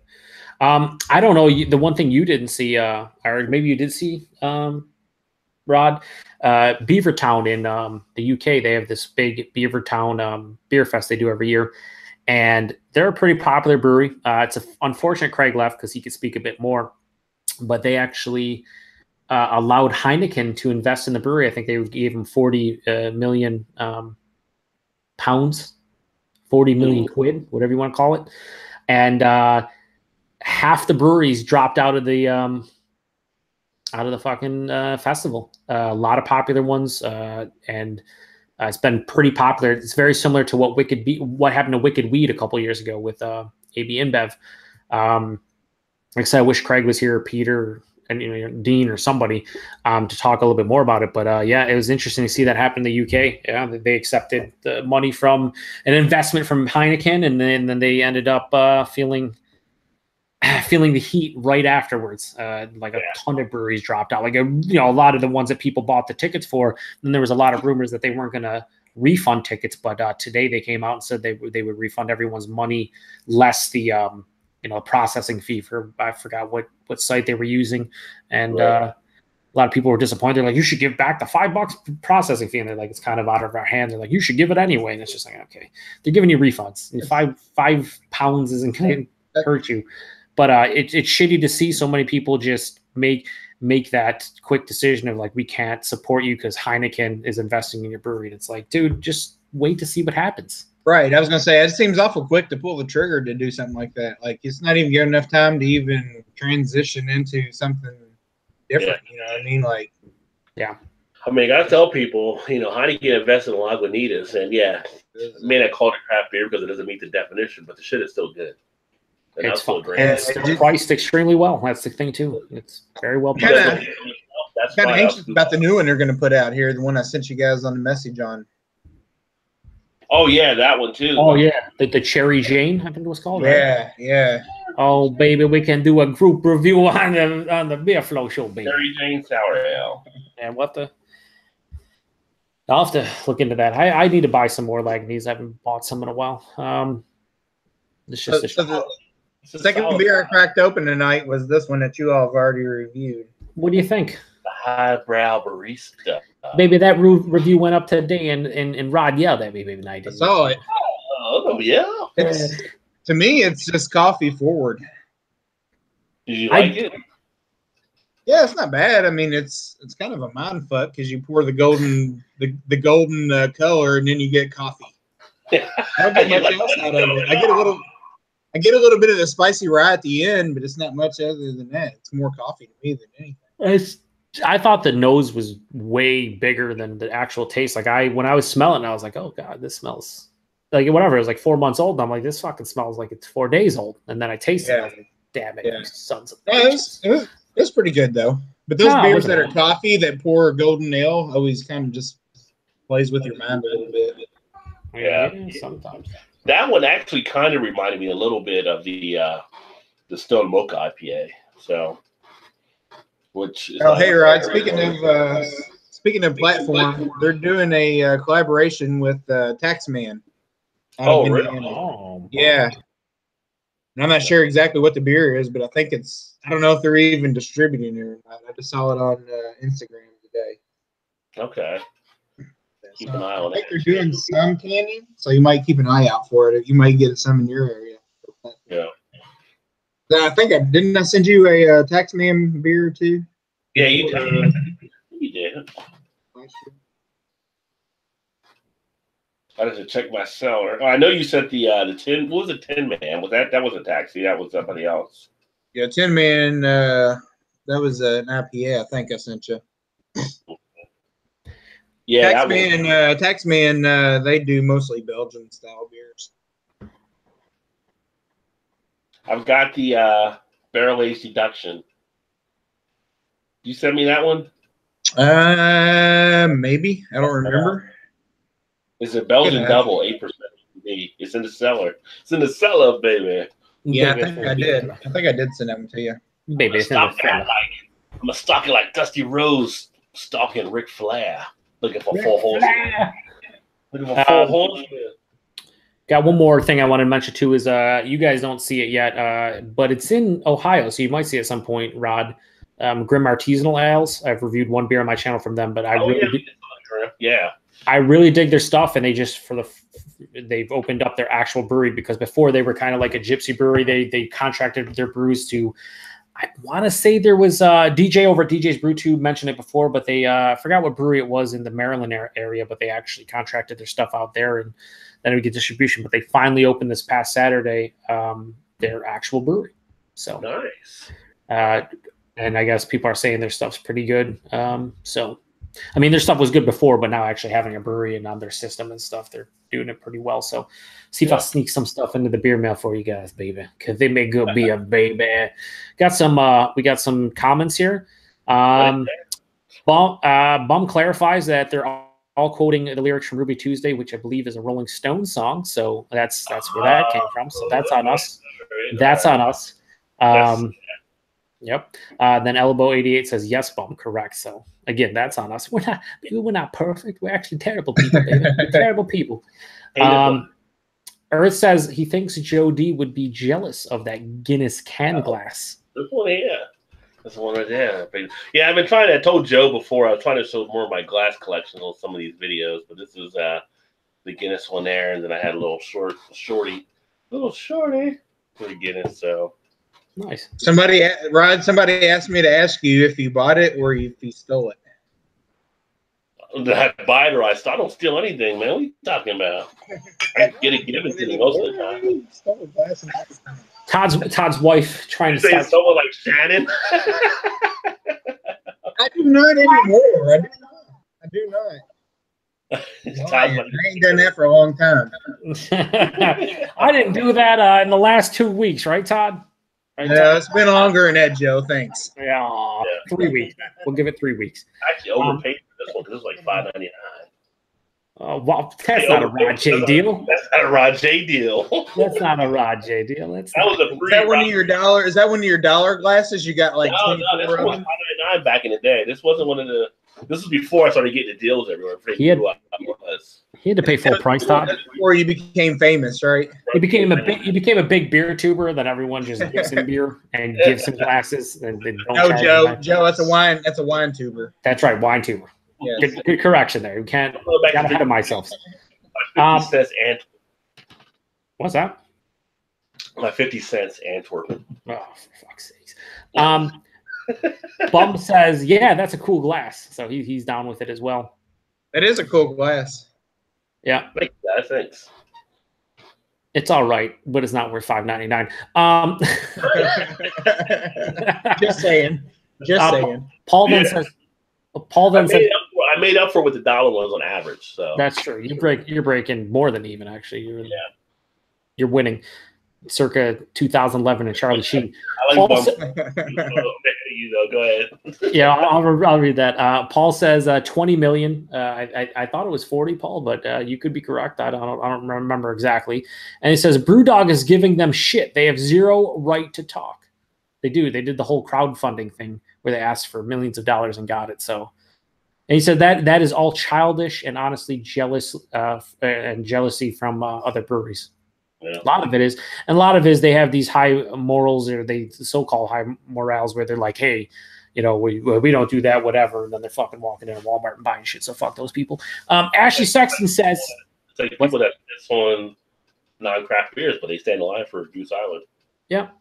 All those people can suck at something. Ashley Sexton shows up and says, "Good evening, gentlemen." Good evening, Ashley. Good evening. And then Paul says, Rod's brew deals are always a steal. Always. They're a bargain. They're a good deal. And then Drunken One. Hard to walk away from. Yeah, no, they are. I mean, I can't blame you. I'd buy all the beer and glasses. When he came up here, when Ty got that damn bottle of Duvel for $5.99 for like a 30-ounce bottle or whatever, how big that damn thing was. Yeah, that was a good deal. I still haven't drank that one yet, though. You can't drink deals. You just put them in your cellar, right, Rod? You just gotta admire them for a while before you drink. Just right under Rod J 2017. Right. That's all that. I should have had you sign it before I left. Is what I should have done. Drunken One says, "Hey Ash," and then wink, wink. You scared me. You scared me, Drunken One. The next day, wink, wink. Yeah, and then bum with the good quote of, "I didn't steal it. What do you think I am, a thief? I just took it." Larry Fine, 1936. And then Ashley says hello to both Drunken One and Paul. And that's it.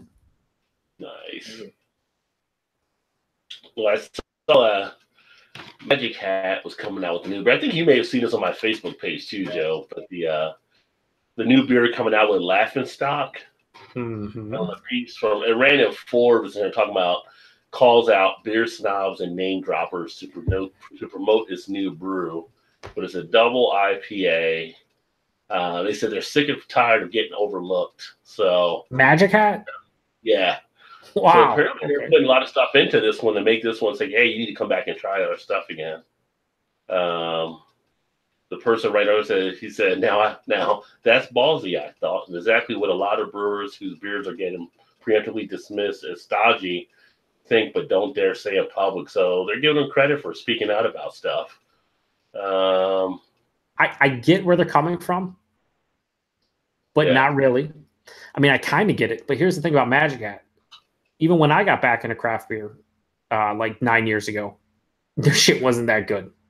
Yeah. So, like, I don't know, like, just brew better stuff and people will not overlook you. It's just how that works. Well, number 9 carried them for a long time. So Yeah, and if you compare that to a lot of fruit beers nowadays, that is not a good beer compared to those. You know, Yeah. they rested on their laurels like so many other breweries. Apparently they got the message, so we'll see what happens with this one. I try Magic Hat once in a while out there, but you know, they make mention in this comment and this column how some of the other ones that fell to the wayside, like Smutty Nose and Green Flash, failed to impress and basically had to sell to outside investors, and they're trying to avoid that. So at least they're putting up a battle. Well, I mean, I don't know. I think I always thought Smutty Nose made quality beer. Like their robust port is fantastic. I thought it was good too, but apparently it fell to the wayside for a lot of people. But yeah, no, I know. I know what ended up happening, but like Magic Hat is like, I don't even think in the class of Smutty Nose. Like that's the thing. Well, as Bill Cosby once said, the proof is in the pudding, along with the roofies. So. I got a pudding pop beer from McKellar I'm going to review. Shout out to Bill Cosby. Can't wait. I kind of lost everything for Magic Hat when they put the lawsuit on West 6. Yep, for the upside down 9. Yeah. Your nine's upside down. Yeah, it's a fucking 6. Right. That's an upside down 9, you assholes. What do you think you're gonna get? Yeah. But it has a star next to it. That is ours. What a dick move that was, for sure. I'm gonna look on the shelf and be like, "Wow, that's a 6. I bet you that's Magic Hat." Exactly. Well, this one might be something of interest for Drunken One, which I don't know if it'll be a good thing or a bad thing. Oh shit! But apparently there's a store called HEB. I don't know if it's HEB or just HEB, but they're announcing beer and wine delivery service. Oh, that's the last thing Drunken One needs. And they're in Texas because they're saying delivering to 30 communities statewide, including the Waco area. So Drunken One has a HEB now. He can have actually the beer and wine sent to his house on demand. Drunken One, don't listen. He makes his own, so he does all right making his own. So, but at the same point, he might be done making his own at that point. Like, they're going in, freaking out right then. Go ahead. What's that? No, what's that? I was saying, no, I drove to the store the other day, and a lady was coming back on her scooter. She was on the sidewalk driving and had her groceries from Kroger. And right between her legs, like I don't know why it seemed funny, was a 12-pack. It just made me laugh when I saw it. Like, a 12-pack of what? What are you looking at there, Rod? A 12-pack of Bud Light. Just a little I mean, she has all her groceries, but of course she wants some beer. But it was just funny when I saw it. For some reason, I laughed when I saw it. You gotta get that Bud Light. Get that Bud Light. Paul says you got to let the deal stink wear off before you can drink it. Yeah. And then Paul says, Magic Hat overlooked? Well, try not sucking so much. And then Paul says, I liked Smutty Nose too. That's the thing. I feel like Smutty Nose had some really good beer, always well priced. I was surprised that they kind of went, they get to the public auction. I mean, they're still around. The place bought them and they're going to, I guess, keep them and everything. But I was kind of surprised when that happened. Yeah, but coming from Paul, is he actually talking about the beer? Probably not. He's talking about straight up smut. That's how he rolls. Right. Exactly. Drunken One says we have HEB here. It's on now. Right there, delivery zone now. He can have Yeah. We shouldn't have told him. That's not. Drunken One, be responsible, please. Paul then says extra beer on demand. Angel of Mercy shows up and she says, hi, Drunken One. She has a couple floating hearts. Oh. Uh-oh. Yeah, it does. What's going on there? And then Bum says, not fair to Cosby. Never any roofies, only Quaaludes. That's true. The 70s and 80s is all about the Quaaludes, man. We got it. Equal Opportunity comes back and says he was a fan of Smutty Nose as well. Yeah, I mean, everyone who I've talked to that had Smutty Nose, no, I'm not going to sit here and say, they make the greatest beer ever, but they were always consistently well-made, good beers. And like I said, I would take their finest kind IPA and their robust porter. And if you're talking about early 2000s to early 2010s, they were up there for me anyway. But then a lot of their stuff started not showing up. Like I went to like my favorite bottle shop here, Premier Gourmet. They have a ton of shit. And I saw the fucking Robust Porter for like the first time in a long time. I'm like, holy shit, the Robust Porter. I should have picked it up. I'm going to pick it up and review it. Fuck it. I need to get it. Fuck it. We'll do it live. I don't know who was working at Bill O'Reilly. Yeah. The thing fucking sucks. Yeah. You never can do enough, Bill O'Reilly. Because he's a piece of shit.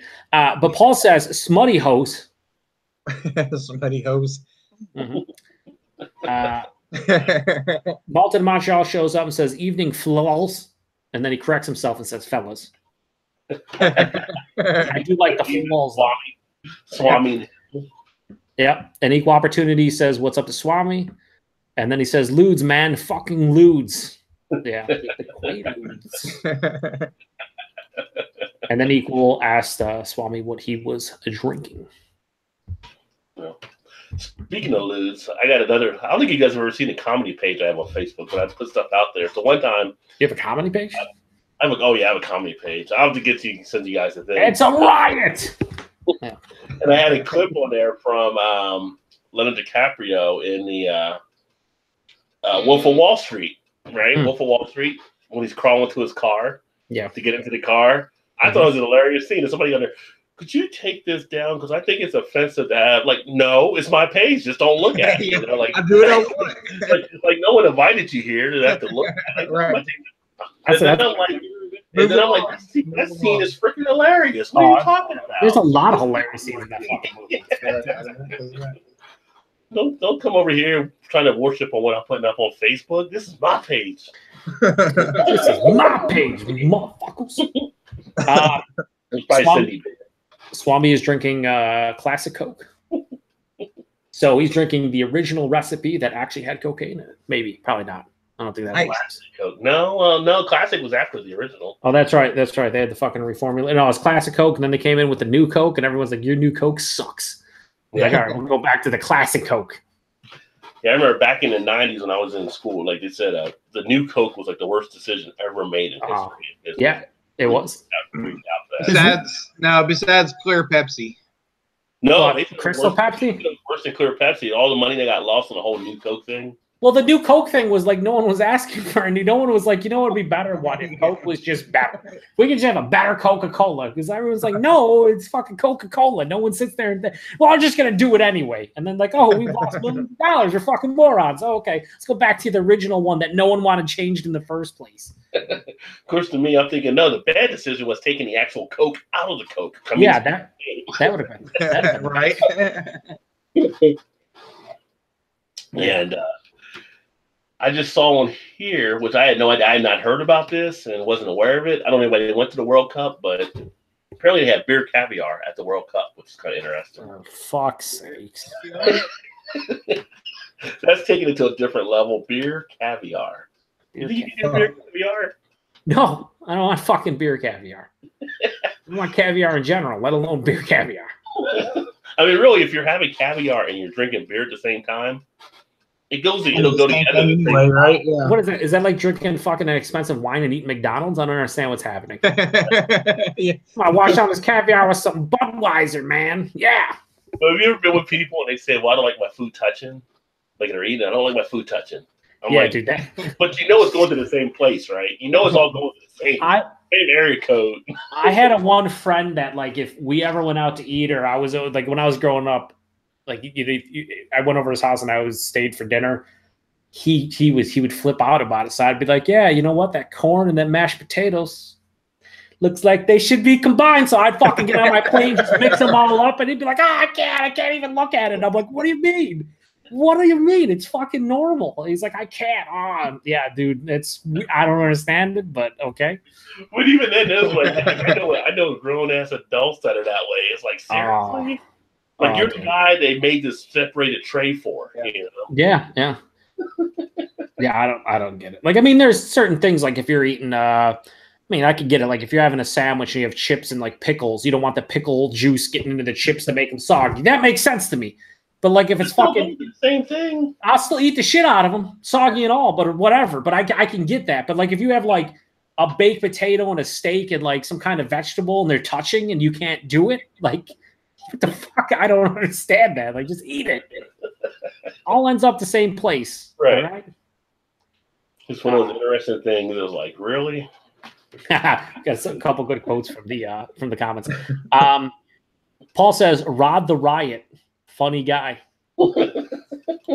Funny how I can amuse you like a clown. Like I'm a clown? Do I amuse you? Yeah.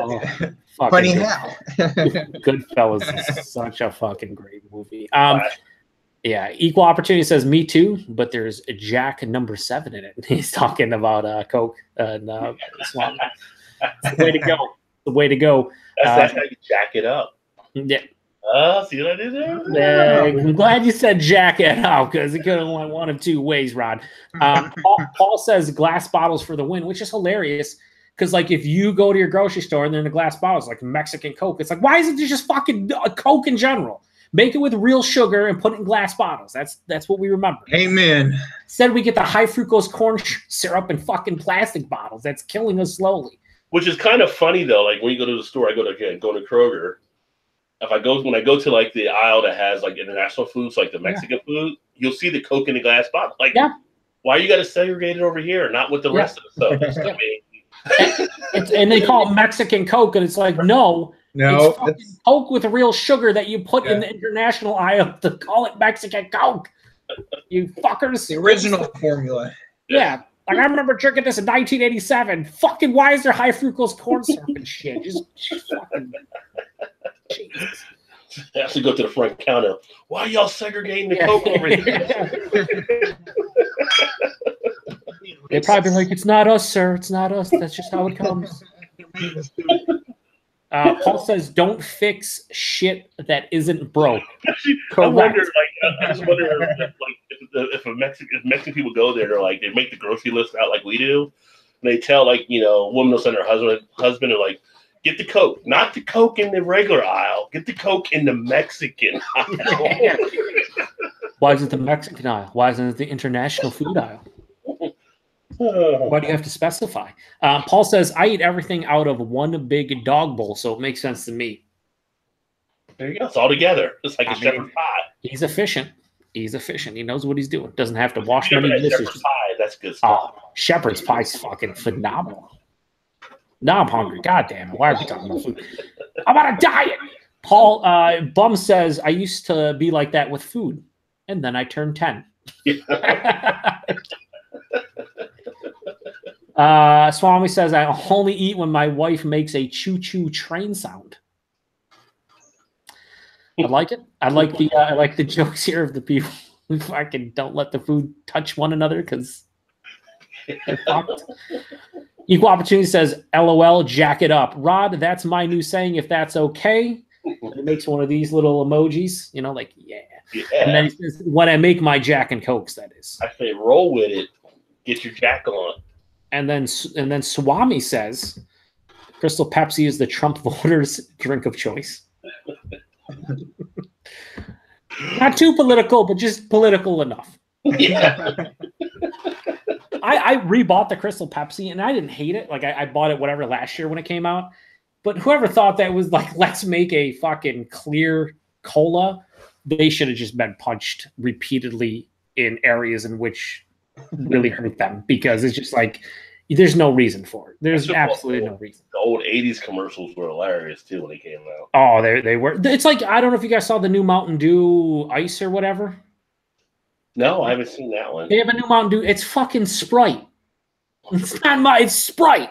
It's like, oh, it's the clear Mountain Dew, but it's fucking Sprite or 7-Up, if you prefer, or Sierra Mist. It's the fucking same thing with Mountain Dew's name attached to it. Why do you guys get it fancy?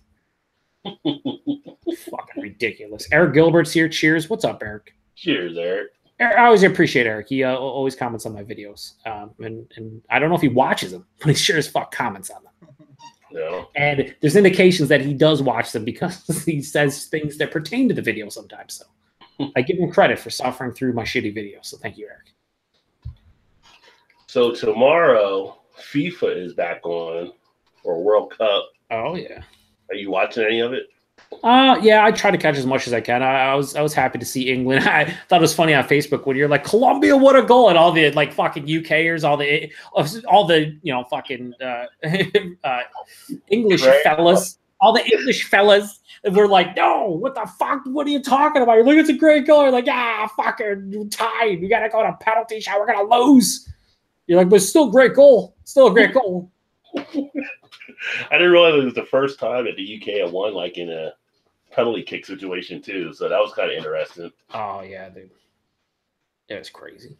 But yeah, so I adopted Belgium as my team early in the tournament because adopt someone because the US sucks ass. Yeah, which I do gotta admit, I get a kick out of the commercials that come on with the I think it's a car commercial, and they're like, "Sorry, America, you're not in the tournament, but how about taking on Belgium? Or how about taking BMW? on France?" Yeah, BMW. Yeah, they all pleaded their cases in the car. Yeah. But my decision was easy. It was beer, and it was Belgium, because Belgium was the style I like the most. So a lot of people took Germany. Germany's out. I mean, I like the ride the bot and all, but I like Belgium beer. The mug's got it going on. So tomorrow morning I will be watching, or tomorrow afternoon I will be watching Belgium at work because we have TVs in the office. So nice. Hard day in the office there, huh? Yeah, hard day watching fucking World Cup and sitting there on the phone. Come on, man. They're like, "Are you talking to me, sir?" No, hold on now. Hold on. now hold on. Give him the old Lance. Belgium scores a goal, but then gets it taken away, and then England comes in and is not even in the match. How many? What, Lance? What the fuck? What does that even mean? I miss Lance, though. I love when he would just ask like 30-second questions that there was no answer to him because you didn't know what he was asking. It's fantastic. Yeah. I like when he asked you questions and you didn't know what the question was. He would just be like, Joe, so what do you think? And I'm like, yo, Rod, what do you think? Rod, what do you think? Had to pass it off. Fantastic. I thought that natty ice will hit you, son. Yeah. Oh, it would hit. It would hit with a vengeance. We have. Go ahead. Well, just Malta Montreal says, Joe, comment so I can sub to your channel. All right, I'll do so in a second. And then Paul says, Joe, comment so I can flag your channel and get it removed and save YouTube. I think that's offsetting right there. I'll gain a sub, but then I will get flagged. So I gotta admit, Paul's on his game tonight. He's pretty funny. All right, he's pretty hilarious. He's much more entertaining than his beer reviews. Let's say that. Eric said, "Yeah, Crystal Pepsi when it first came out didn't need to revisit." It's true. No, I need to revisit Zima. The drunken one's always like, "No, come on, guys, Zima isn't that bad." Like, yeah, it is drunken. It is. No, I listen. It wasn't that bad. Come on, it wasn't. You need to retry it, Rod. You need to retry it. We're gonna do it on a Beer Flow show. Todd's gonna make us. It's got to be the Jolly Ranchers, right? I didn't have any Jolly Ranchers. I was low. Yeah. And then Paul says Crystal Pepsi and Zima weren't the best, but when they came back out in the day, life was much nicer, at least for me. Well, you're kids. When Crystal Pepsi came out, you're probably like 13, 14, Paul. It was fantastic.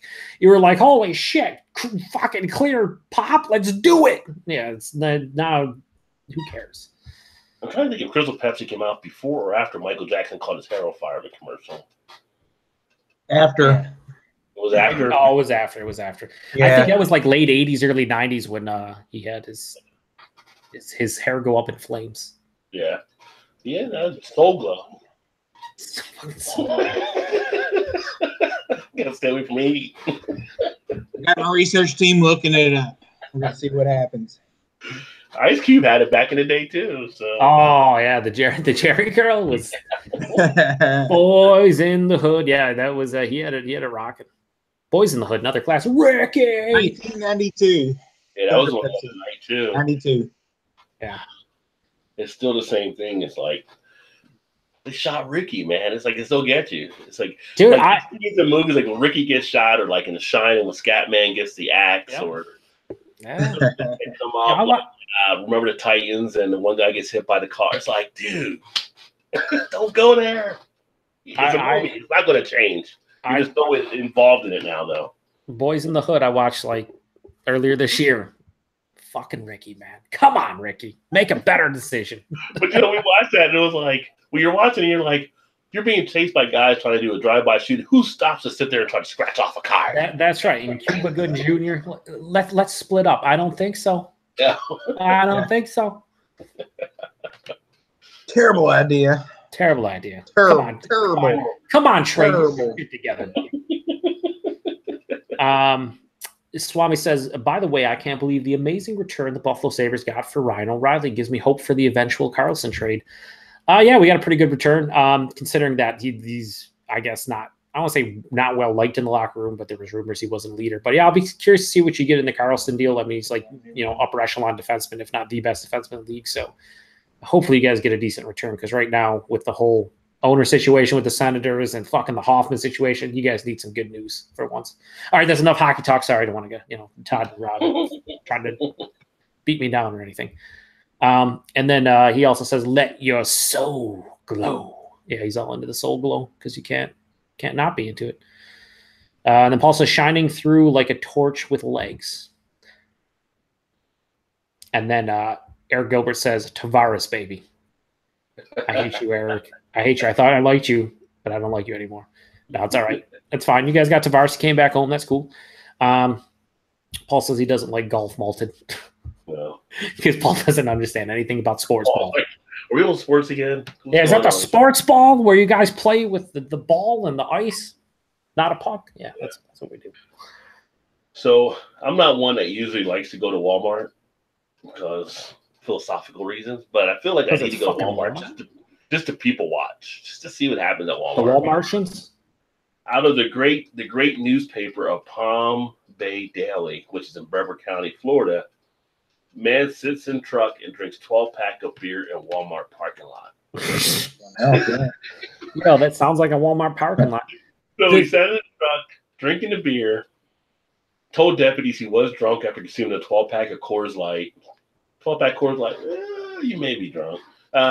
He said he had to use the bathroom, so as he drove closer to the entrance, he could try to walk in. He hit a car, and then police were called out, and then all that stuff happened. So he's arrested now, but just sitting there in the parking lot. What were you doing? Just sitting there? You went in and got your 12-pack, came out, just wanted to sit around? I would think you probably actually don't want to know what he was doing, in all honesty.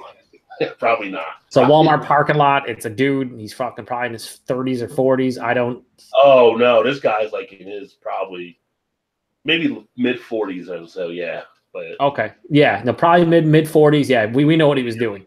Yeah. No, don't want to hear. No. You don't want to know, Rob. You don't want to know. Great things happening at Walmart. It's I need to visit more Walmarts just to see. The scariest yet most entertaining thing ever at a Walmart is shopping there at 11 or 12 at night. Yeah. It is entertainment for days in a matter of 20 minutes. It's amazing how fucking ridiculous it is watching things happen there. It really is. It's just I can't do it. I don't want to do it. Never going to do it. Yeah, Walmart is somewhere I don't really try to shop unless absolutely necessary. Yeah. Yeah, me being at Walmart would be strictly for the entertainment value. That kind of happens at all hours. It doesn't really matter. What's that, Tom? So that kind of happens at all hours at Walmart. It doesn't really matter. Yeah. We saved 6 cents on this package of cheese. We're doing it. I'm like, because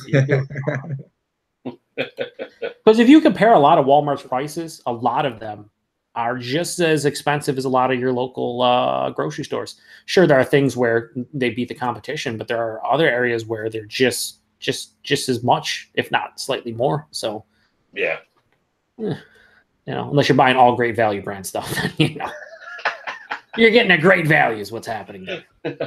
No pun intended. Oh, I didn't think I told you, Todd, but when you come back up here, I don't know if it'll be open yet or not, but when you come back up, you say your brother's moving up this way, possibly, Cincinnati? Yeah, he's there now. Platform's putting in a drinking bar here. So they'll have a platform tasting location here in Cincinnati. We'll have to hit it up at, when's the festival, in August or September?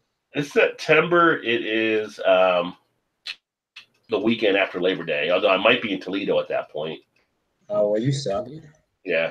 Which actually, after I go to Toledo, it'll be good because I've been meaning to get up to Black Frog Brewery, so it's right there. So I might get a chance to get up there. If you go there, hit up the Andersons. I don't know if you've ever been to the Andersons ever before. No, I haven't. It is like Walmart meets a grocery store, meets Home Depot, meets a bottle shop, meets a liquor store. It is the hugest fucking thing I've ever seen. And I walked in, and this was like 3 or 4 years ago, and their fucking selection of beer was amazing. Dudes are putting on like putting fresh 3 Floyd stuff on the shelf, like 6 days old. I'm like, you're fucking like some kind of conglomerate of things of a retail store. How do you have all this amazing beer? It was a fantastic. I would highly recommend it. Highly recommend it. Well, let me know, Rod. Okay. If you, what you're gonna do. Yeah, they didn't even post it yet, which is kind of crazy because we're like 2 months out right now. Usually it's already out there. Goodbye to Swami. He's taking off. Have a good night. He said, Thanks for hanging in for a bit. But yeah, I guess we've been going for a bit. Probably get ready to wrap it up here. You guys got any other closing comments? We didn't even Eric for the PSA tonight, even. Like, you got to do your Friday night instead, since Eric's not here. My what? Your Friday night video for what's the Friday night video? Play. Yeah. Come on, he's talking about the Dusty Road, baby. Come on, Rod. We have one comment from Eric Gilbert says he's not getting drunk off a 12 Coors Light, needs at least 30. Yeah, that's what I was thinking. Like a 12 pack of Coors Light. I mean, so maybe he didn't eat that day. I don't know. I mean, who knows? A little bit light with the Coors Light. We'll sum up Eric's PSA by don't drink and drive. That's it. You have to do the stupid ass sobriety test. They'll make you look like a fool, and then they'll fucking step on your junk and fucking treat you like trash. I think the funny thing is the whole when he says the stupid ass sobriety, like someone put time in that sobriety. They'll make you look like a fool. I mean, if you can't pass it, you shouldn't be driving, most likely. So he's like, it's just stupid. I get where he's coming from, though. They give him props on that. Let me see here. I don't know if Dusty's around. Let me check out. Oh, you got it queued, Rod. Don't play it off like you know. You know he's got it saved. He's fucking got it saved. He's got it in his liked videos. He's got this. He's got a playlist of nothing but Dusty Rhodes impersonations. Let me see where it's at, and he hits play all of a sudden, and it comes on. Dusty might be tied up right now. I mean, he's I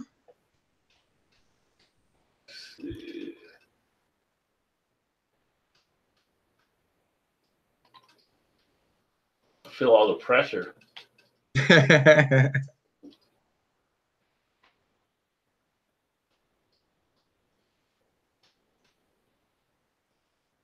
Still is. Yeah, it's Rick there, please. Yes, it is. There have been many times you and I have gone round and round. What happened? You muted yourself, Rod. Ooh, yeah, he did. What's going on?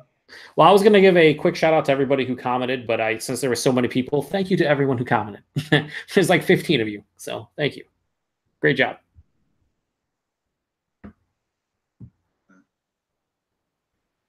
Paul, Paul. Fucking, sorry, yourself. Baby, you are mute. You are muted, Rod. Oh, wait a sec. You guys couldn't hear me, could you? No, you're muted. No. Did you guys hear it at all? No. Oh. Yeah, no, we heard it, and then you muted yourself, and then we no longer heard it. Yeah, that was wrong on my part. You're fucking right, it was. I was trying not to laugh. Yeah, it's Rick there, please. Yes, it is. There have been many times you and I have gone round and round, and we've bled the same blood in the same mud. But this time it's all about business, Jack. Let's do it. You and I, Friday night, Daddy, at the Fulton County Stadium. The great American band, Dusty rides on the edge of a lightning bolt with a silver saddle, Daddy. Now you come on down there with your limousine and your horsemen. Bring your A game.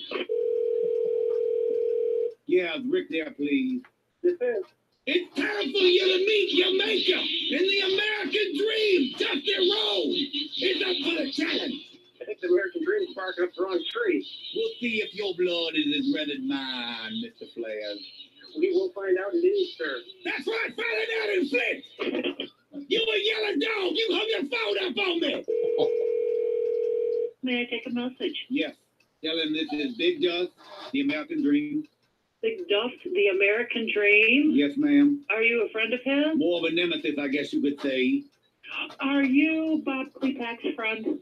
I do not know who this Klepak fella is. All I know is that the other night, when Rick hit me from behind, I saw where the line was drawn, and now.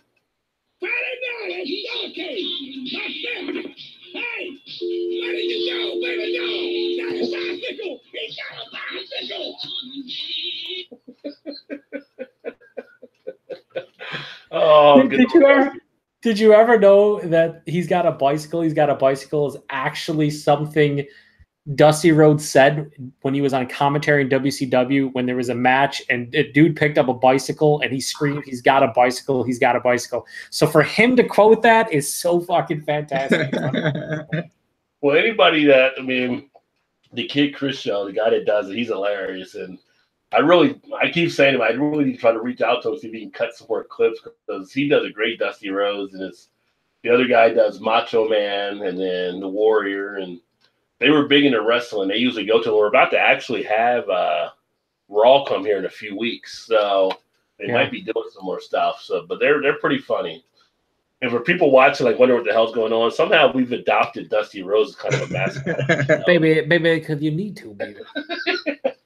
So occasionally we pull up Dusty as a mascot there. But I think 11:14 right now, so we've been on for a couple of hours. I guess we'll go in and wrap it up. Any more comments, Joe? Last comment we had was Paul says railroaded in a prison shower. So there's that.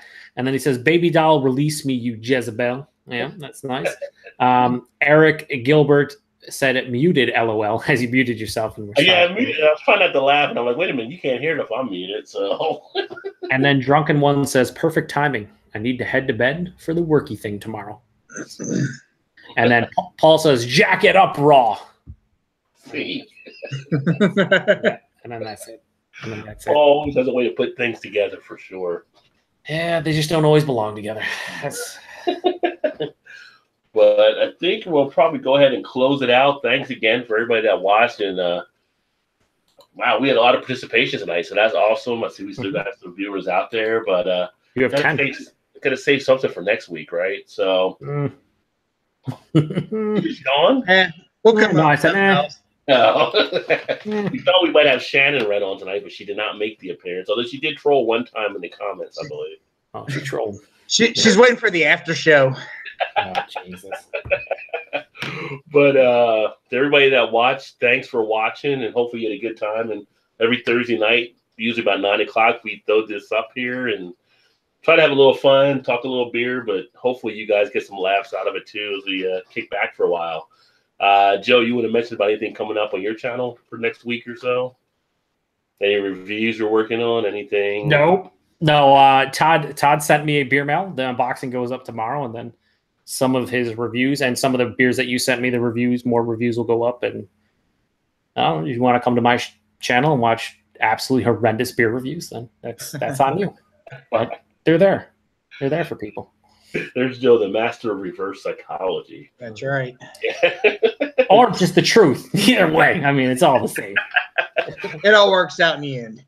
But thanks for everybody that tuned in. We will catch you guys next time. Who knows? Maybe we'll have a pickle chicken sandwich on or something. We're all getting KFC and doing the pickle chicken sandwich. You should actually quad reviews of the KFC pickle chicken sandwich. See you guys next time. Get your beer on. We're out. Cheers.